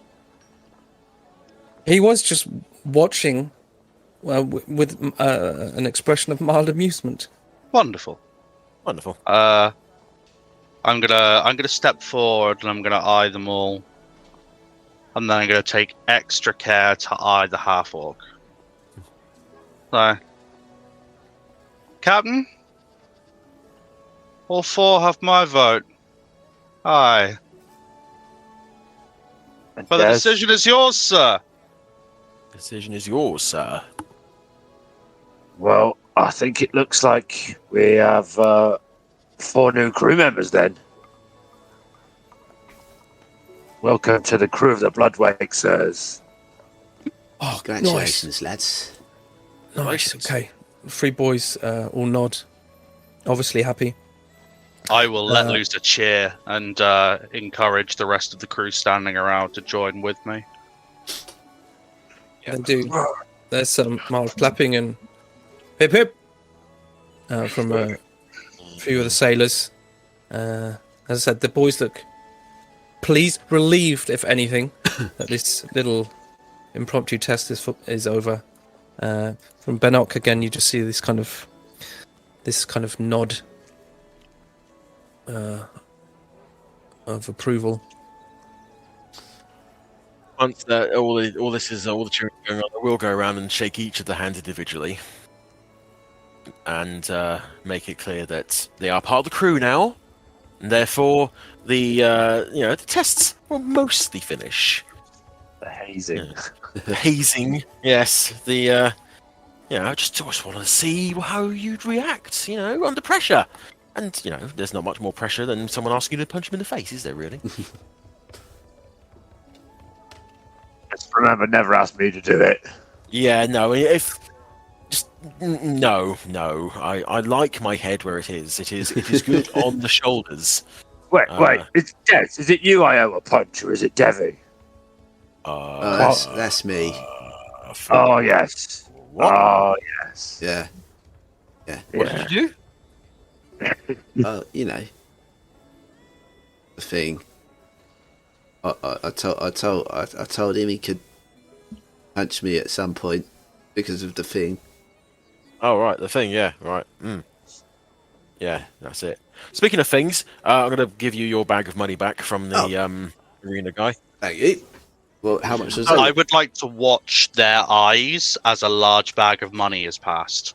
Interesting. How much did you get? I got back either 300 or 350, depending on how much you gave him last time. I think it was right down 350. I will double check in the week, but I'm pretty sure it was 350. Okay. Cool. Right. I've also. Torrin, give me an insight check. Insight check. That is a 15. Okay, Benok does not seem phased at all that this decent-sized bag of money has just been exchanged. He pays it barely any attention. You do see the 3 boys, that telltale clink of money. Yeah. They do all look to it, and their eyes do Sparkle a tad. sparkle a tad. Yeah. It's definitely perked their ears. Yeah. I'm actually going to, as I'm handed the bag, I'm just going to take 1 coin out of it and head to the rail, and I'm going to chuck it over for Besmara. Okay. Do you say anything? Yeah, I will say, as I throw it over, I'll say, for your favour, my lady. I'll throw it overboard. Okay. As you walk back, Sandara, who'd noticed this, just gives you a very small and slight little nod with her head. And can I see Tally or Conkerbar? You can see Tally. Conkerbar you cannot see. He's one of the few people who are not on deck. Okay. I will head over Tally if that's all right with everyone else for a second. Yeah. So Dev will walk up to Tally. Hello there, Devvie. Hi, Tally, how you doing, mate? I'm doing great. How was the trip to find a dragon? Fruitful. 2 of the bastards. So, Spectacular. that's the thing. Here. So, do you know that we are fighting in the arena in a couple of days? I had heard whisper of such an event, yes. Yeah. You and Conkerbar, you've got you guys have got a head for gambling, haven't you? Oh, yes, I mean, we back on the Wormwood. That was my little way of making some extra coin, and Conkerbar also has a talent for it. So shall we say, if I'm being completely honest, he's probably actually better than I am. All right. Do you know where he is? I believe he is gambling as we speak off in the town. I think he quite likes the place, if I'm being honest. Yeah, I mean, it's... I ain't seen a lot of it so far. Not properly. I haven't, soaked up the culture, so to speak. But, yeah, I'm quite taken with the place. Yeah. Oh, a question. Uh-huh. You're in Conkerbar.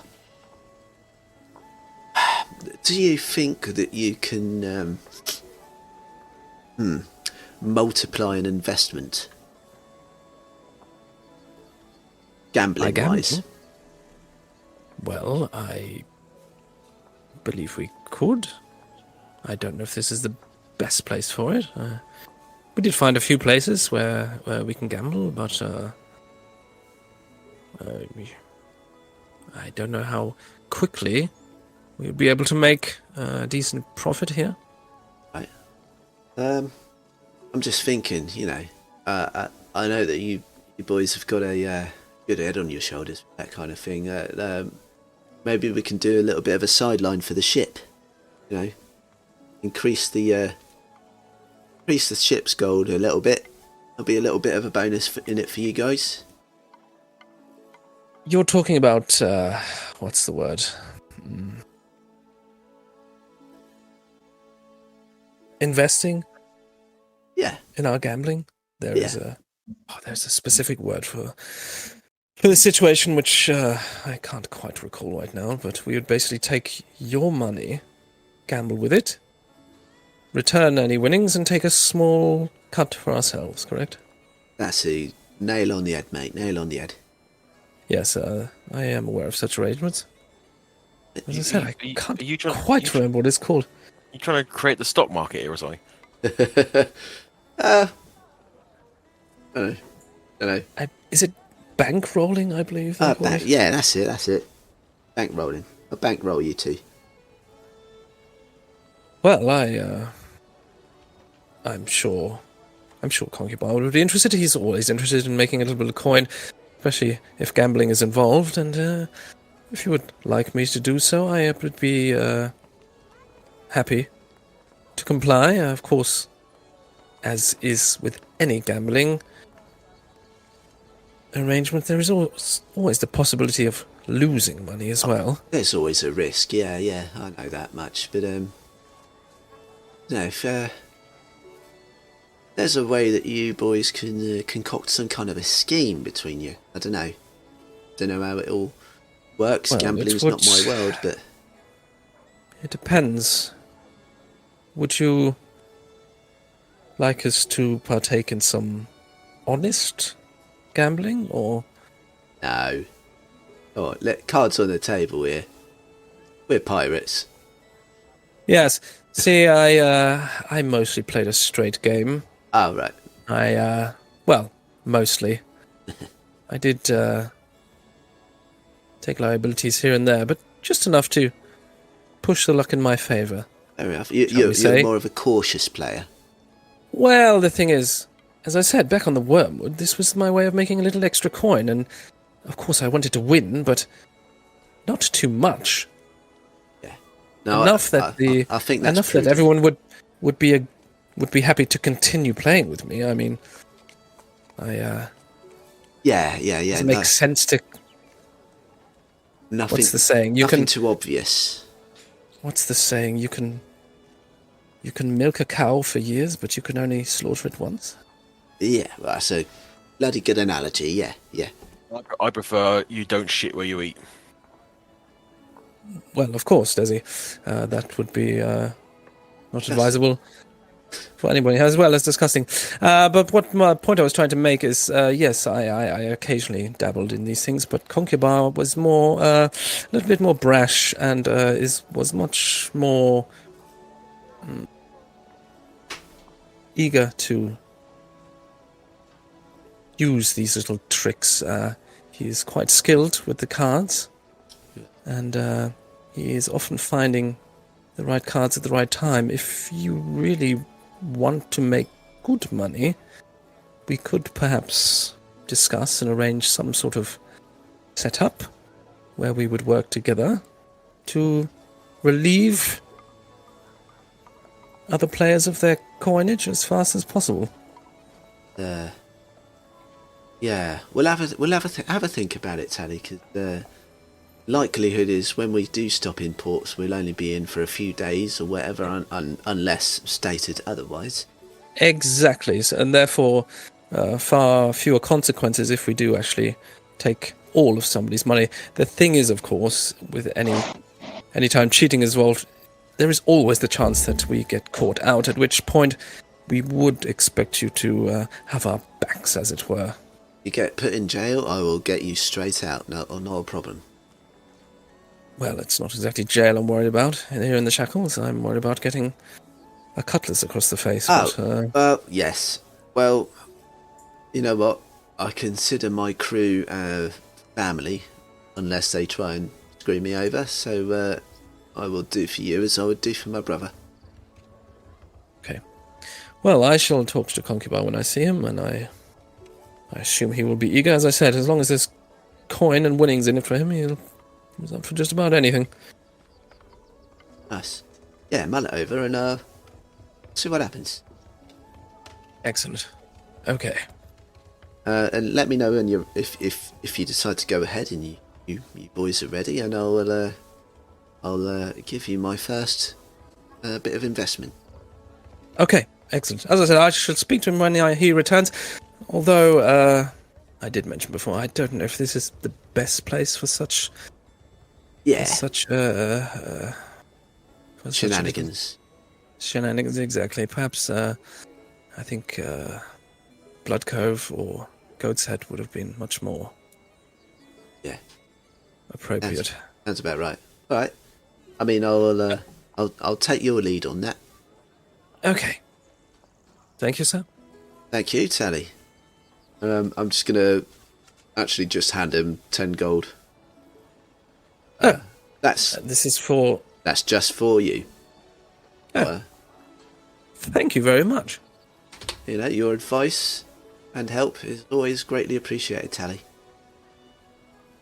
As is your leadership and your officerial duties on the ship. I am quite enjoying you and your friends being in charge of the ship. That gladdens my heart. So, I shall take leave. Yes, you are If it free to suits do you. your thing. Thank you, sir. While And he they're nods. having that conversation, yeah. sorry. While they're having that conversation, I'm still going to be looking over the new crew, and I will talk to the half orc. So, as you have been accepted into this crew, I do wish to know a little more about you. Yes. How much experience you do have. You do you have any experience with any of the arcane? Well, I I do have the ability to cast a number of spells, but a fellow caster. yes, but I would not necessarily classify them as arcane. So you dabble. Oh, I dabble a little here and But there. you have some experience of it. Oh, yes, indeed. So it wouldn't immediately terrify you to see sparks flying from my hands. Oh, no, not at all. And I will demonstrate the sparks flying from my hands as I'm looking at the other three to gauge their reactions. This is loud enough so that all of them can hear. Mm-hmm. Yeah, there are some looks. So if I'm sparking from my hands with like a shocking grasp cantrip, Yes. their reactions would be what? One of them jumps at the shock, and they do all turn and look to you and at each other. They seem a little unnerved, but they don't run away screaming or anything, and they don't make specific comment to you. Although you do see them like leaning in and talking to each other about what they've just seen. You three, nothing should be hidden from your officers. If you have something to say, you are allowed to say it plainly. No, nothing to say. It's all right. I just took us a little bit by surprise. That's all.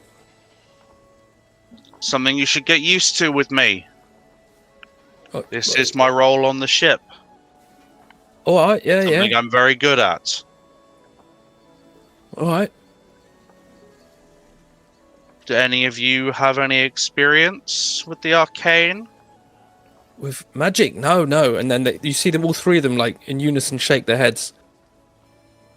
No, we can't do anything like that. Fair enough. But you will note that it's something that I am particularly skilled at. So don't be alarmed if certain things seem odd. And I'm going to thaumaturgy a raven right behind them. Just the raven's call. Or better yet, one of the fuckbirds. One of them. There it is. They do all turn to look to see what has made the sound. As they turn back, I'm just going to waggle my fingers at them. Like a demented Jack Sparrow. So Jack Sparrow then. Okay, excellent. Just so you're aware. You four, if you speak to, Rosie's been your points of contact so far. Rosie, if you'd like to show these four to an empty bunk, explain that if they take anything from anyone's bunk, that person is likely to kill them. That is not a joke. You steal from us, you get fucked. And not in a way you'll enjoy. On that subject, I will say as I wander back over, we do not believe in keeping people here against their own free will. You are welcome to leave the ship at any time. It goes to all four of you. It goes to everyone on the ship. However, if you fuck us or you do something horrible to another member of the crew, then you will die. All right. There's no two ways about it. Painfully, Yeah. might I add. Yep. And I'm going to re-spark from my hands. Heel hauling is an option. Other inventive ways. All right. We don't fuck our own, unless they ask nicely. We do not steal. We do not harm our own people. Is that clear? Yeah, of course. I mean, why? That's not what we came here for. No, that's fine. But I want to make it absolutely crystal fucking clear. All right? So no one can say they weren't told. Yes. And my friends, and I'll look at the big chap as well as the three. There are some fates that are worse than death. Right? Oh, yeah, all right. All right. Yeah? We're clear? Yeah. All right, off you fuck. Rosie, Yep. show him downstairs, would you? All right, I'll show them to their bunks and that, all right? Thank you Come on, very boys. much, love. This way, down the steps. I love how he does that. I know, it's great. I'll turn to Torrin. Do you think we should get Rosie a finder's fee? Might incentivize some of the other crew to find more crew members. That doesn't sound like a bad idea. But if we are having everyone look for crew, we're definitely going to have to be more picky with who we take on board. Absolutely, but obviously the more people we get, the larger pool of people there is, which might mean that we might get some good ones. Let's leave it to some of the more experienced ones. Let's not open it out to anybody, but yeah, a finder's fee would be a nice thing for her. We're in 10 gold. I was thinking more gold ahead, but I'm stingy. Well, I mean, I've got a fair amount of money. I don't. Yeah, well, I do. And I've got lots of things to buy because Yes, you do. I keep running out of fucking ink and paper and all this shit. God, Merkel, damn it! This is such an expensive fucking thing. Well, you know, if you ever need to borrow any money, then as long as you ask very, very nicely, I may consider it. I'd rather electrocute myself. Well, that's whatever you need to get you off, love. Right. Speaking of money, though, actually, where's my brother and Lani? Oh, Lani went somewhere, and your brother's talking to Tally. Probably just Did Lani walking leave? back from that at this point. No, Lanny's still about, just. Yeah, so I thought. Right, quickly before Lani falls over. Right, we've been to see the guy at the arena whose name I forget. Is Lani looking particularly hurt at the moment, by the way? I think I'm up to about 30 odd hit points now, so I'm all right. All right, I'm just gonna tap you on the shoulder and just give you a wow, 3 more hit points from a first level cure wounds. It goes off my wisdom modifier. It's fucking pathetic. Get a little tingle. Yeah, just a nice little warm glow in the small of your back. Right, anyway, yeah, so I went and saw Matey Boy.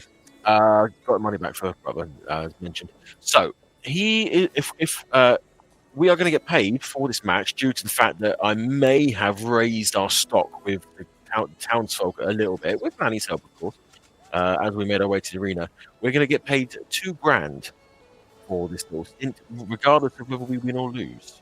Now that I like. That's not bad. Yep, Lanny managed to get him to chuck in a slap-up meal afterwards on him. That I definitely like. And as a kind of little vanity project, but also something that might raise our name a little bit in the Shackles, is that I have arranged, potentially if we win, to have a championship belt, maybe cup type thing, named after us. That's Really? That's a pretty good idea. It's a little something that, just for their top guy to hold, and we have it named like the Bloodweight Championship or the Bloodweight Cup or something like that. Just something that gets our name out to people who may not have heard it. Yeah, Yeah. that's a Be good call. interesting. That's a bloody good call. Like we're sponsoring it, kind of thing. Yeah, Yeah. kind of. I like it. Yeah. That's what we thought. And when you say bloody, I'll be, I've got that batch brewing, haven't I? Oh yeah. It should be done about now. Should that be done about now, DM? When did you start it? I think in game a good couple of days ago now. Yeah, you reckon? I So think. let me open up the document and see what we had. It was Yeah, it was the Bleeding Crown. It was. Okay. All right, sure. The mushrooms. Yeah, mushroom ale. I think I was making. Then yeah, make a check. Can you give me a token so I can, because I have macros for my. That's true. I'm just going to bring you back here, which Bring we you probably back. should have. Well, we probably should have been the whole time. Oh, well, never mind.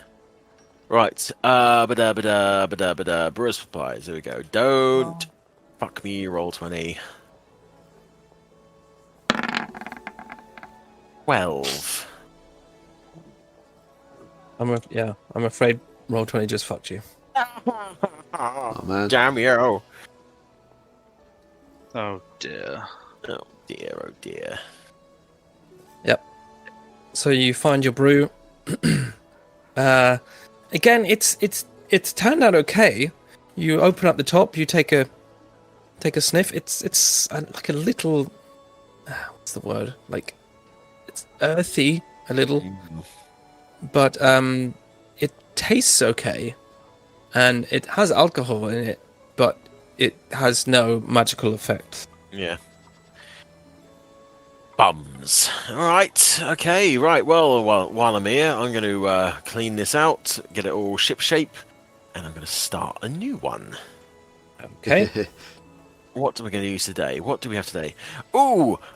Actually, what I'm going to do is I'm going to use the boar's blood to try and make the red boar. Oh yeah. Okay. Yeah. That will be useful before the match, if I can. Yeah. If I should have enough. Is it 48 hours to brew it? 3 days, right? Oh, 3 days. So no, I've got enough time for that. All right, then I will. It won't be ready in time. Okay, I'll leave off the red ball. Then I'm going to start a new one. What to do? What to try? The blue dartwing. I have no idea what that is, but I'm going to chuck it in. It's a dragonfly? I Yeah, believe? it's like an insect's wing. Oh, in that case, if it's going to be kind of colourful I think Nathan might know where most of this list came from. Maybe a little bit. Yeah, I think I Okay. do too. Oh, really?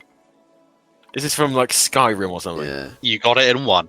Oh, look at that.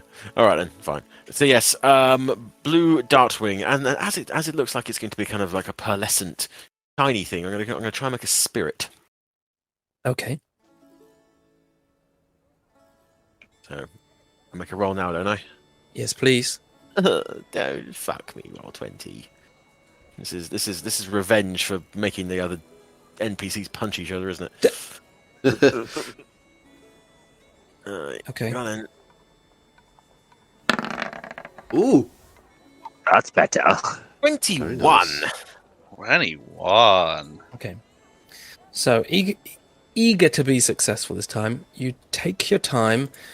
You are meticulous in your movements, and you take the time to move extra slow, not to make any fuck ups, and you double check everything that you do.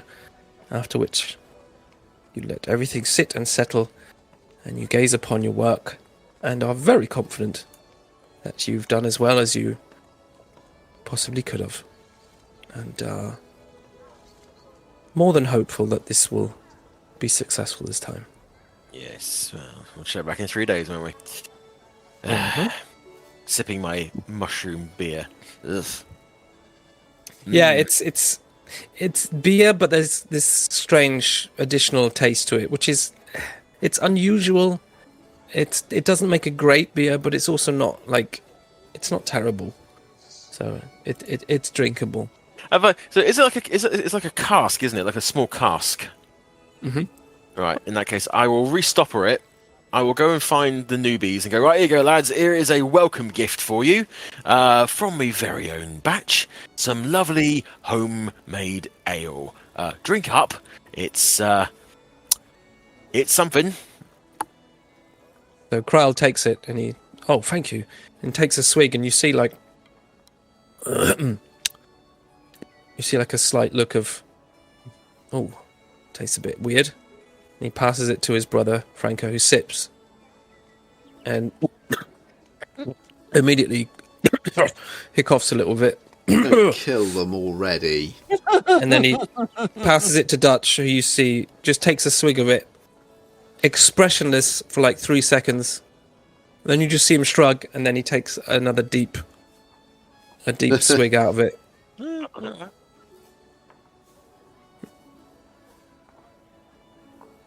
And the orc Okay. as well. Oh, thank you. He does take it, and it's a unusual flavor. Yeah, well.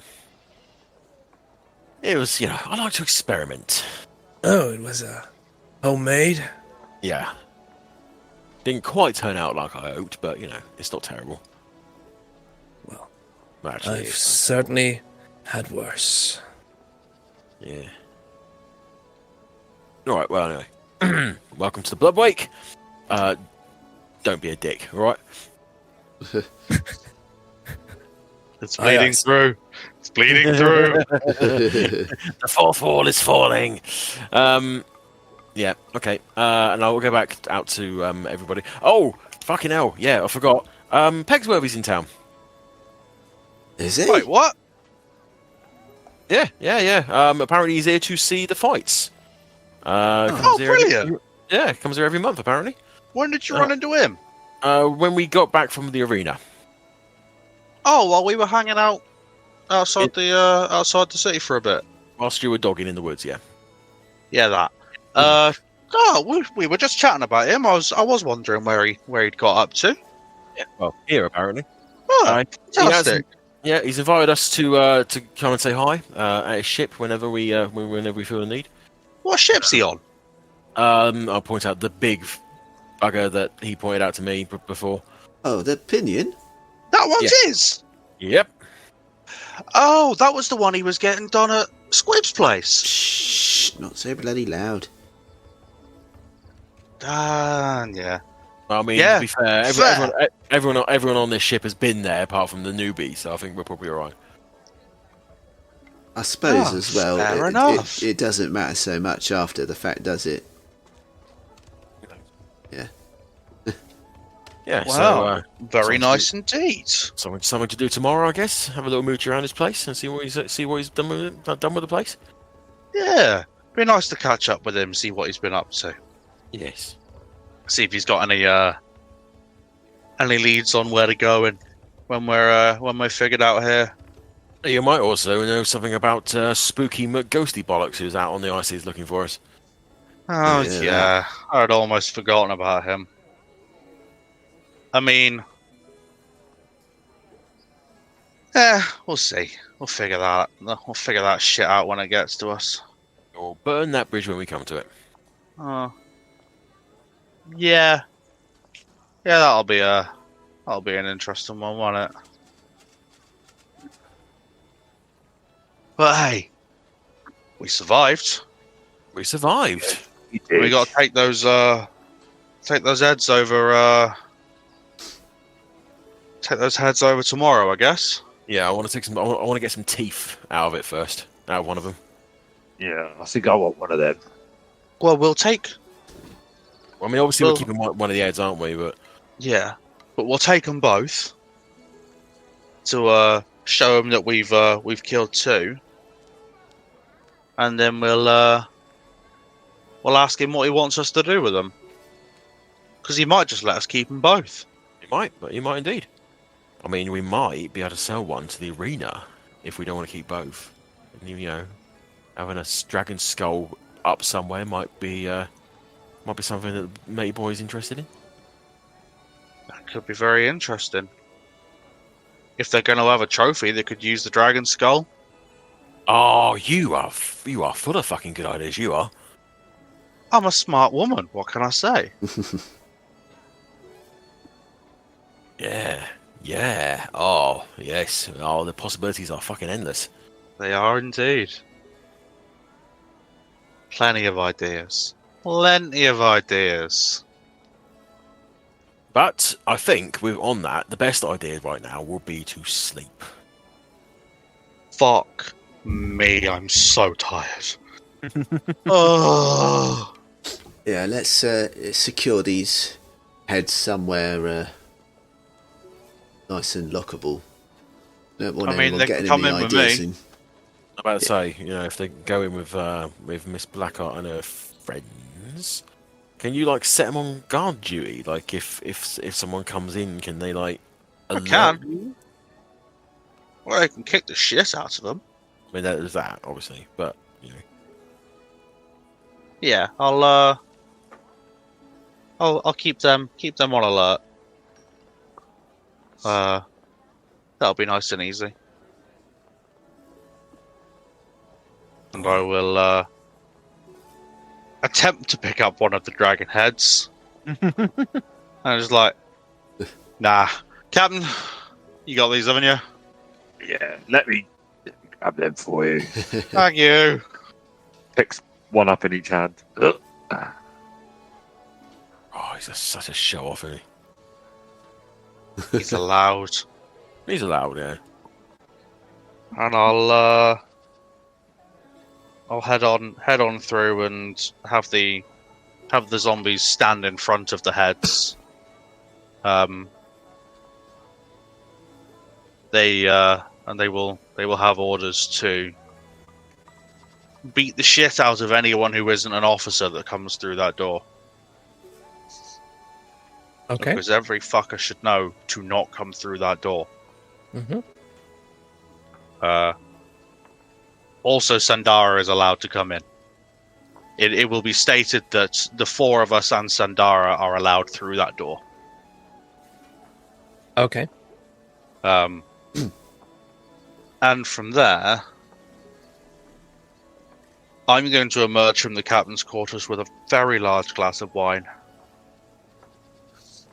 And say, well, I'm going to sit on deck for a bit and relax. I'm then going to sleep. Don't know about you lot. I'm going to find Rosie. DM, this is out of character. I'm going to find Rosie and give her 10 gold. All right. And so this is for, let's call it a finder's fee, shall we? For your efforts in finding our new additions. Oh. Don't think that everyone can do this. Don't be putting it around, if you get someone to join the crew, then you get money. This is, you have done a good job, and therefore you are being rewarded for it. Oh, thanks. She takes the money and nods and grins, and then gives you a friendly punch in the thigh. Yeah, well, we like to recognise good work on the ship, and you did good work. Oh, lovely. And she pockets it. Yep. So yeah, if you find any more people like this, obviously, the higher caliber, shall we say, the higher the potential reward. Oh, all right. I see.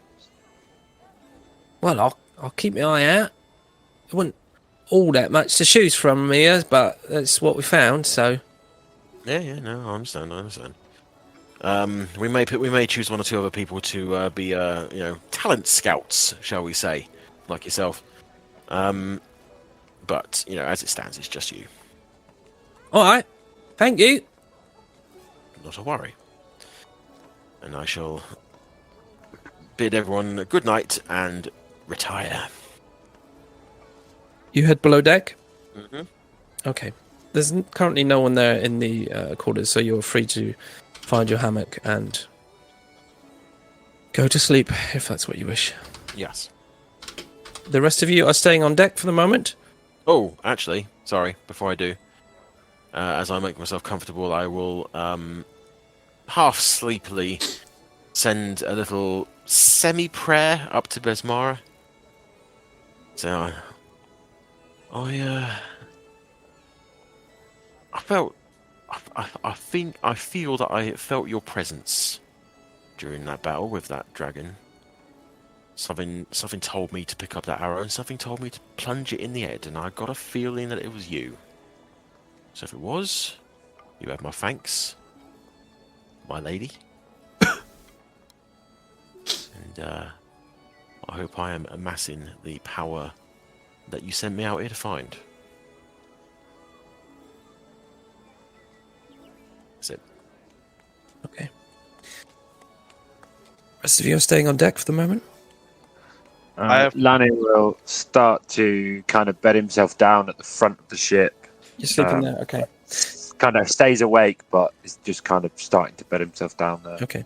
So, I think over the next hour there would be some drinking and a little bit more music and some relaxation and enjoyment from the rest of the crew.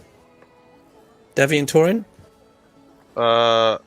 I would sit with Lanny for most of that hour, and then I would sort of give him a pat on the shoulder, and I would head into the cabin, and then I would also send a prayer.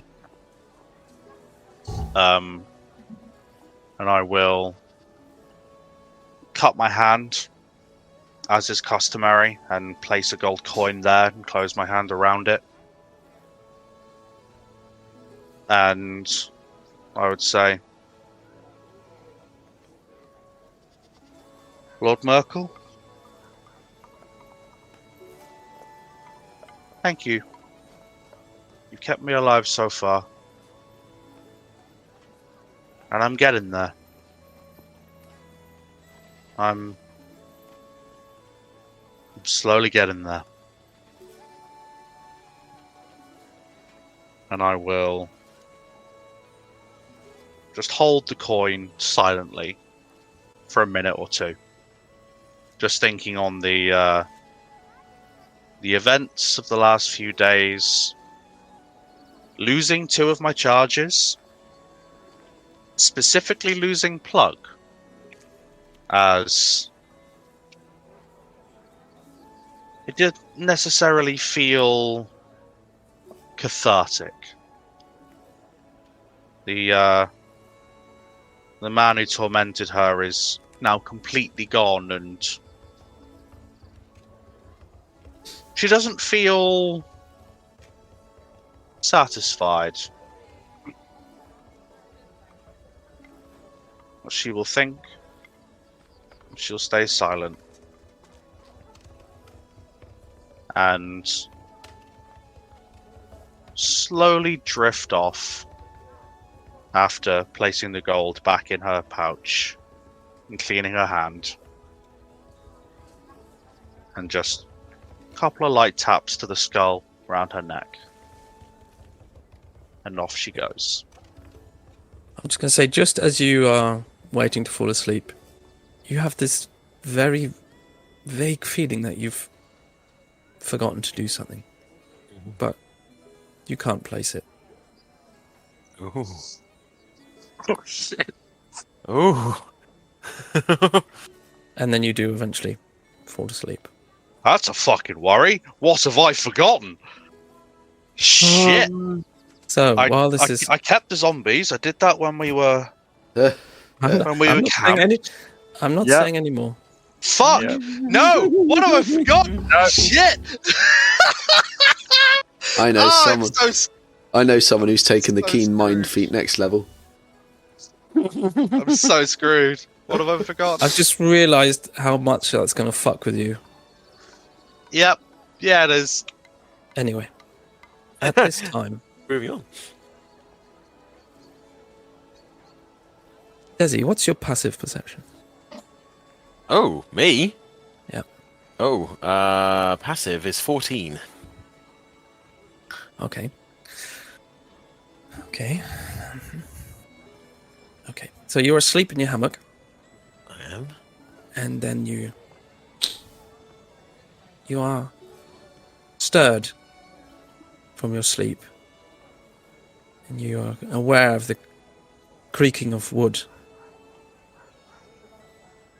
and you slowly open your eyes a little bit. Now there's a single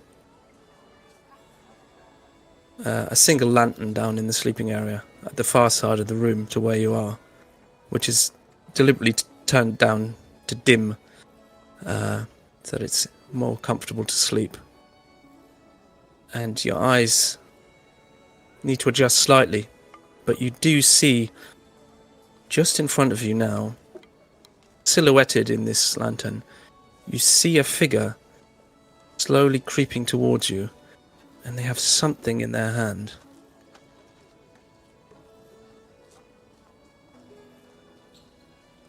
Do I get to react? You're awake, so you can react to do something. I will roll. I was just going to say, as they creep a little closer and your eyes adjust slightly, just make out it is Janny. Janny? Janny? The new girl. Oh! The one we picked up from Lady Tyra. The one that I've been suspicious about since she joined. Since day one, yeah. So she's like a meter in front of you. She's creeping towards you, looking down upon you, and there's something in her hand. Rolling backwards out of my hammock and then landing on the floor with the hammock between me and her. You're rolling out the hammock? Yes. Okay. And then? And then landing, like, getting to my feet on the other side. Like, what? What do you want? Now that your eyes adjust slightly, you see her now stood there, and she raises her hand, and she just has a bottle of something in her hand. She just says, "I thought you might like some company." I would like some No, I don't want... I do not want some fucking company. I want to get some fucking sleep. She looks slightly affronted and... Okay. Fine, Fine. What? You think... It's fine. It's fine. No. She turns around and then you just see her walking. No. I'm going to follow after her. You do not get to flounce off about this. You do not creep up on a person as they're sleeping. All right? You can be fucking anyone. You come along with something in your fucking hand. You're lucky. I am a highly trained killer, love. You're lucky. You're not fucking dead.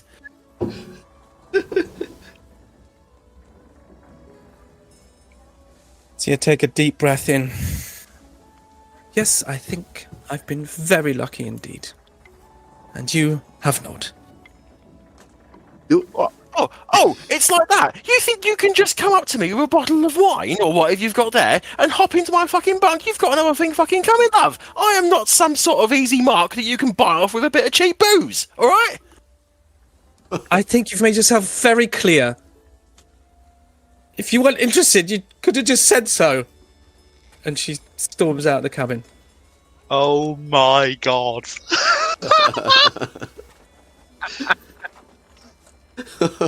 I just stand there. What? What?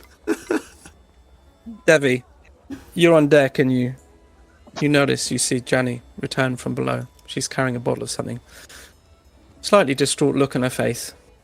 And she stands there for a second, kind of almost like tapping a heel on the deck with a look of frustration, and then she turns and sees you looking at her. Alright.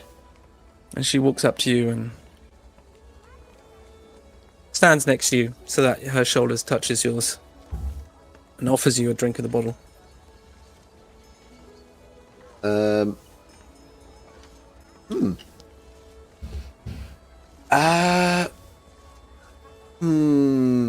Ooh, you person handing me a bottle. She sees you looking at the bottle, like unsure of, like. I'm just going. Do you want some or not? Really quickly, just a very quick insight check to try and gauge her intentions. Okay. That's a 21. Is she being genuine? Doesn't look like she's trying to make me drink poison. No, she looks like she's something. She looks a little bit pissed off about something. But you don't get the impression she's trying to poison you at all. Okay. It looks like she's just offering you a drink. Yeah, Although she is standing a little unusually close to you, and the fact that her shoulder is touching yours is new for you. Okay. This is like that. Yeah, that's an invasion of personal space that I am not used to. But then, Devvie, being Devvie, knows that he is completely alien to the ways of normal human social interactions. So just kind of brushes it off as his not understanding and goes, Yeah. What are we drinking? It's just some awful rum, I believe. Awful rum? Sounds better than shit rum. I just grab it out of her hand and take a bit of a swig. And as you pass it back, she does look at you and she gives you a wink. Takes a sip herself. Drinking games, is it? Alright. Alf. Till the blackout? Oh. Sure. Why the fuck not? And she takes a deep, deep swig. To the blackout It is, and then I just start taking turns with the bottle. And she now hooks her arm into yours. And just leads you to the side slightly where you both sit on the rail, taking turns to swig out the bottle. Dev still completely no idea what's going on. Just thinks that this is a social custom. And carries on drinking. This will continue for a while, I assume, until you're both pretty plastered. Yeah. Until she is also very drunk. And while you're talking to each other, at some point she does just lean over and tries to kiss you. Oh.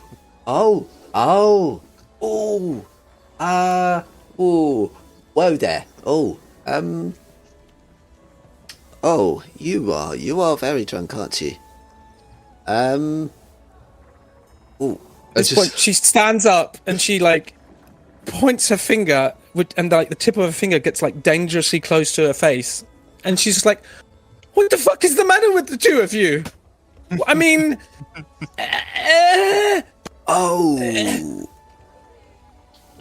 it's fine. It's fine." And she turns around and storms away from you. Have I still got the bottle? Yeah. No more of this for you, love. I'm just gonna tuck it behind me, and and thinking better of staying up on deck with the people, I'm going to actually make my way towards the captain's quarters. I'm going to open the door, brave myself past the zombies. I'm going to lean over. Do not attack because you are a noted person who is allowed to come in. I'm going to poke Torrin on the shoulder. The hand flies up. Actually, let me...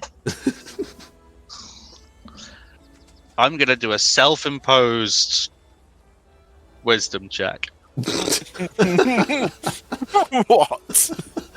Oh no. A 12. I had set myself the arbitrary DC of 10. So before getting to your head with sparks flying, I would realise it's you. Yeah. What the fuck, man? I'm going to keep it brief. Totally misread the situation. I think I have just inadvertently rejected Janny in that way. Can I sleep on the floor in here tonight, please? What? We'll talk about it in the morning if that's alright. And I'm just going to lay down and grab something soft for my head and try to go to sleep. I'm going to sit there, sleepily rubbing my eyes with a look of incredulousness on my face. I'm going to sigh and say, "Man," and go back to sleep. Okay. So, the rest of the evening passes. The crew all eventually finish their drinks. The music is long finished. And eventually they make their way down to their bunks, leaving Lani by himself up on the deck. Sat at the prow of the ship, looking up into the sky. There is a full moon this evening. Large and bright in the sky. So as everybody is cleared off, Lani's still kind of awake, just kind of every so often just dozes off a little, but wakes again, almost like he's waiting for everybody to leave. And as the last person's left, he looks up to the moon and goes, he kind of says, I don't know quite if you can hear me up there, but I think I need a little bit of help, even just get it right in my head. I feel like today didn't go quite as planned. We fought, not one, but 2 dragons, and I feel I let the team down a little bit. I shouldn't have gone down as easy as I did, but and then Des and Devvie got the hit off on those dragons, which, well, should have been me really. But I mean, what more can I do? I don't know. Maybe, I don't know, like Torrin's got the magic stuff that she does and stuff like that.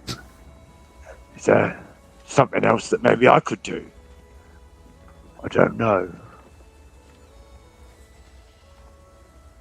And then he just pauses and just looks up at the sky for a while. So you look up at the moon. You feel the cool wind breeze in from the sea. It is cool and refreshing on your skin, which is still injured from the burns. The moon, it is so large and immense and pure and white in the sky, and you get this strange feeling. It simultaneously feels so close that you could almost reach up at your hand and touch it, and at the same time you become aware of this immense, improbable distance between you and it, and yet the awareness of the space between you and the moon makes it almost more personal, and you now feel this intimate connection between not only the moon but the entire sky and the nature around you. And as you breathe in, you feel this deep running connection between you and the world around you like you've never felt it before.